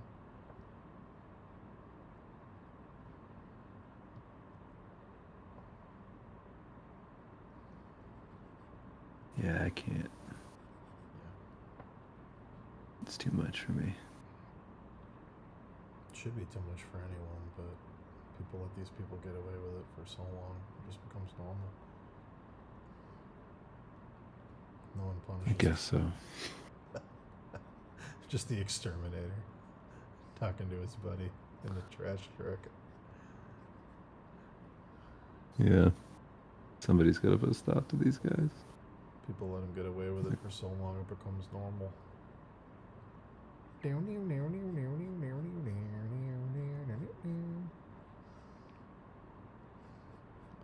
That was a very funny movie. Driving around in a trash truck, crushing punks in the back of it. Crushing punks. His girlfriend could have been a ballerina till they broke her legs. Now he's got to kill X. X. That's Exterminator 2. Yeah, I was going to say. The first one's a bit more grounded. It's personally my favorite. Personally. If anybody's a Robert Ginty fan, check out the Exterminator series. First one's got that. I wish I was making a 70s movie vibe. What if Taxi Driver had a flamethrower? In What a if trash Death truck. Wish? What if Death Wish was Taxi Driver and there was a flamethrower? The Exterminator. And then the second one does the 80s thing where it makes the 80s hoodlums cartoonish, where they have to be a gang where people break dance and have themed. Everybody has themed. There's the Giggler. Oh no, that's Death Wish 3. Yeah. But the guy who plays the Giggler, I think, is also in it, and he's like a roller skater. And then there's a break dancer, and there's it's great. Yeah, it's been long enough that I don't know anything about it anymore. Mm-hmm. I'd have to rewatch it and. Well, there's and, X. You know, X I need the is Blu-ray. X is the guy who leads the criminal gang, and he gives speeches where he goes, he's trying to be the guy from the Warriors, but he can't quite do it. You're not so different than me, Exterminator. Catch me if you can. I miss those guys. I know. They're great. The closest you get to that in modern things is Mad Max. It's true.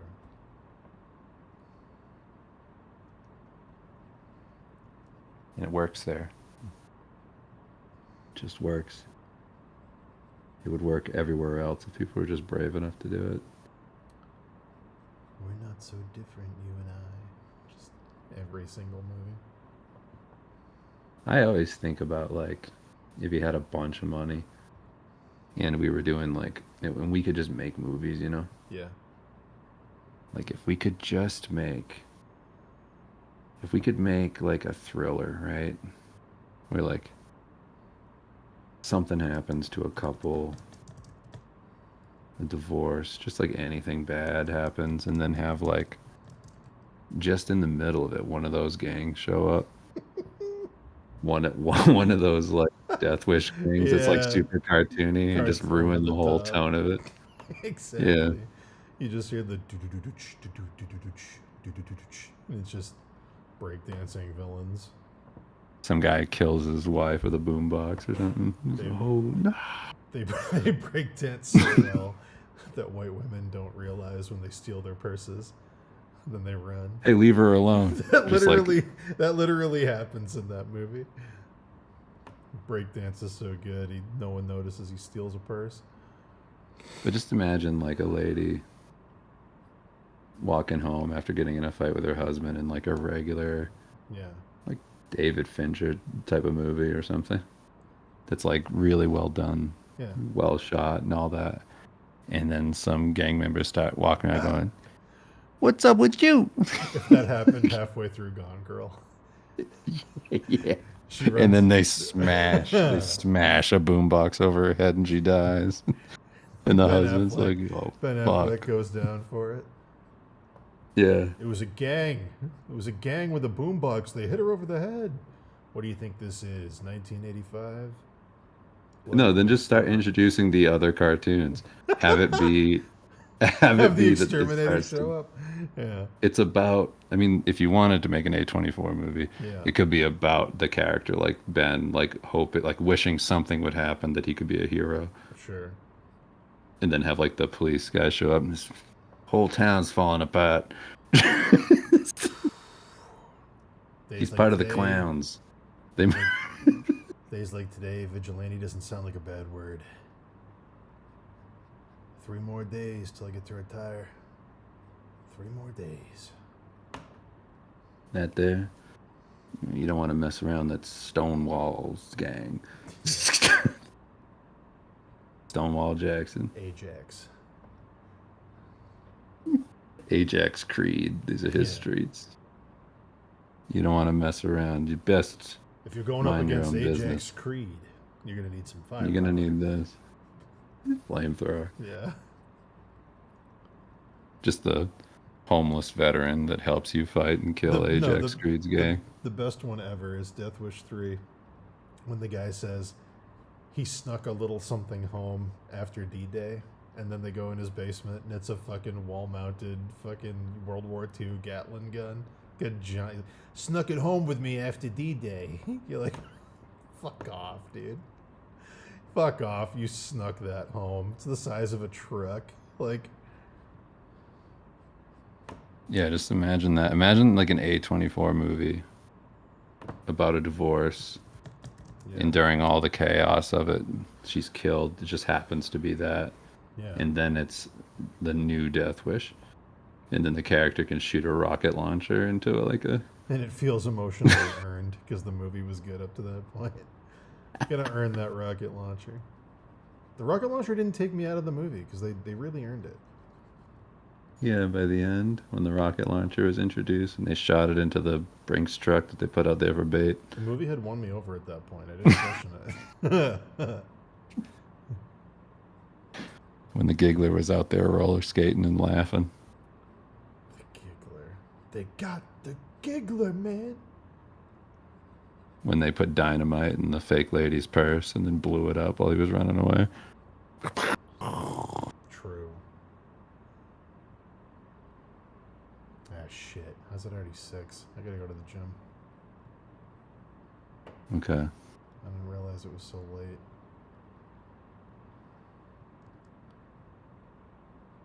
We should write this movie. Is it Death Wish 1? It's a good idea. Is it Death Wish 1 when she's like, these streets are dangerous, and he goes, don't worry, baby. No one's gonna hurt you. Then he goes into the restaurant to get like a sub, and then while she's sitting in the car, 2 punks run up, open the door, shift it into neutral, and then run away laughing. And the car just rolls down a hill into a train track. She just gets killed. I think I don't that's Death remember Wish which 1. What a great No, move. that's not Death Wish 1. Is it not? Is it?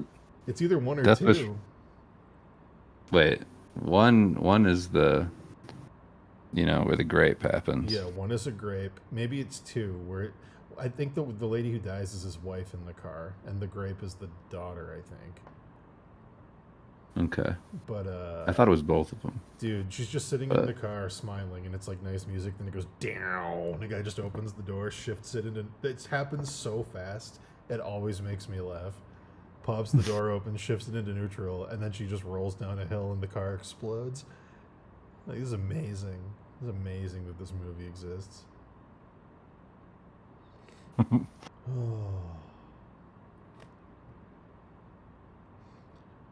But anyway, it's time for me to go. Okay. Go lift things or kick things. I can't lift things. I hyperextended my arm. But All right. Good luck. I'll see you. Goodbye, everybody. Later. Later.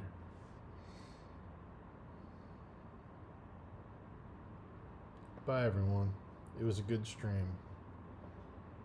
I'll see you all someday.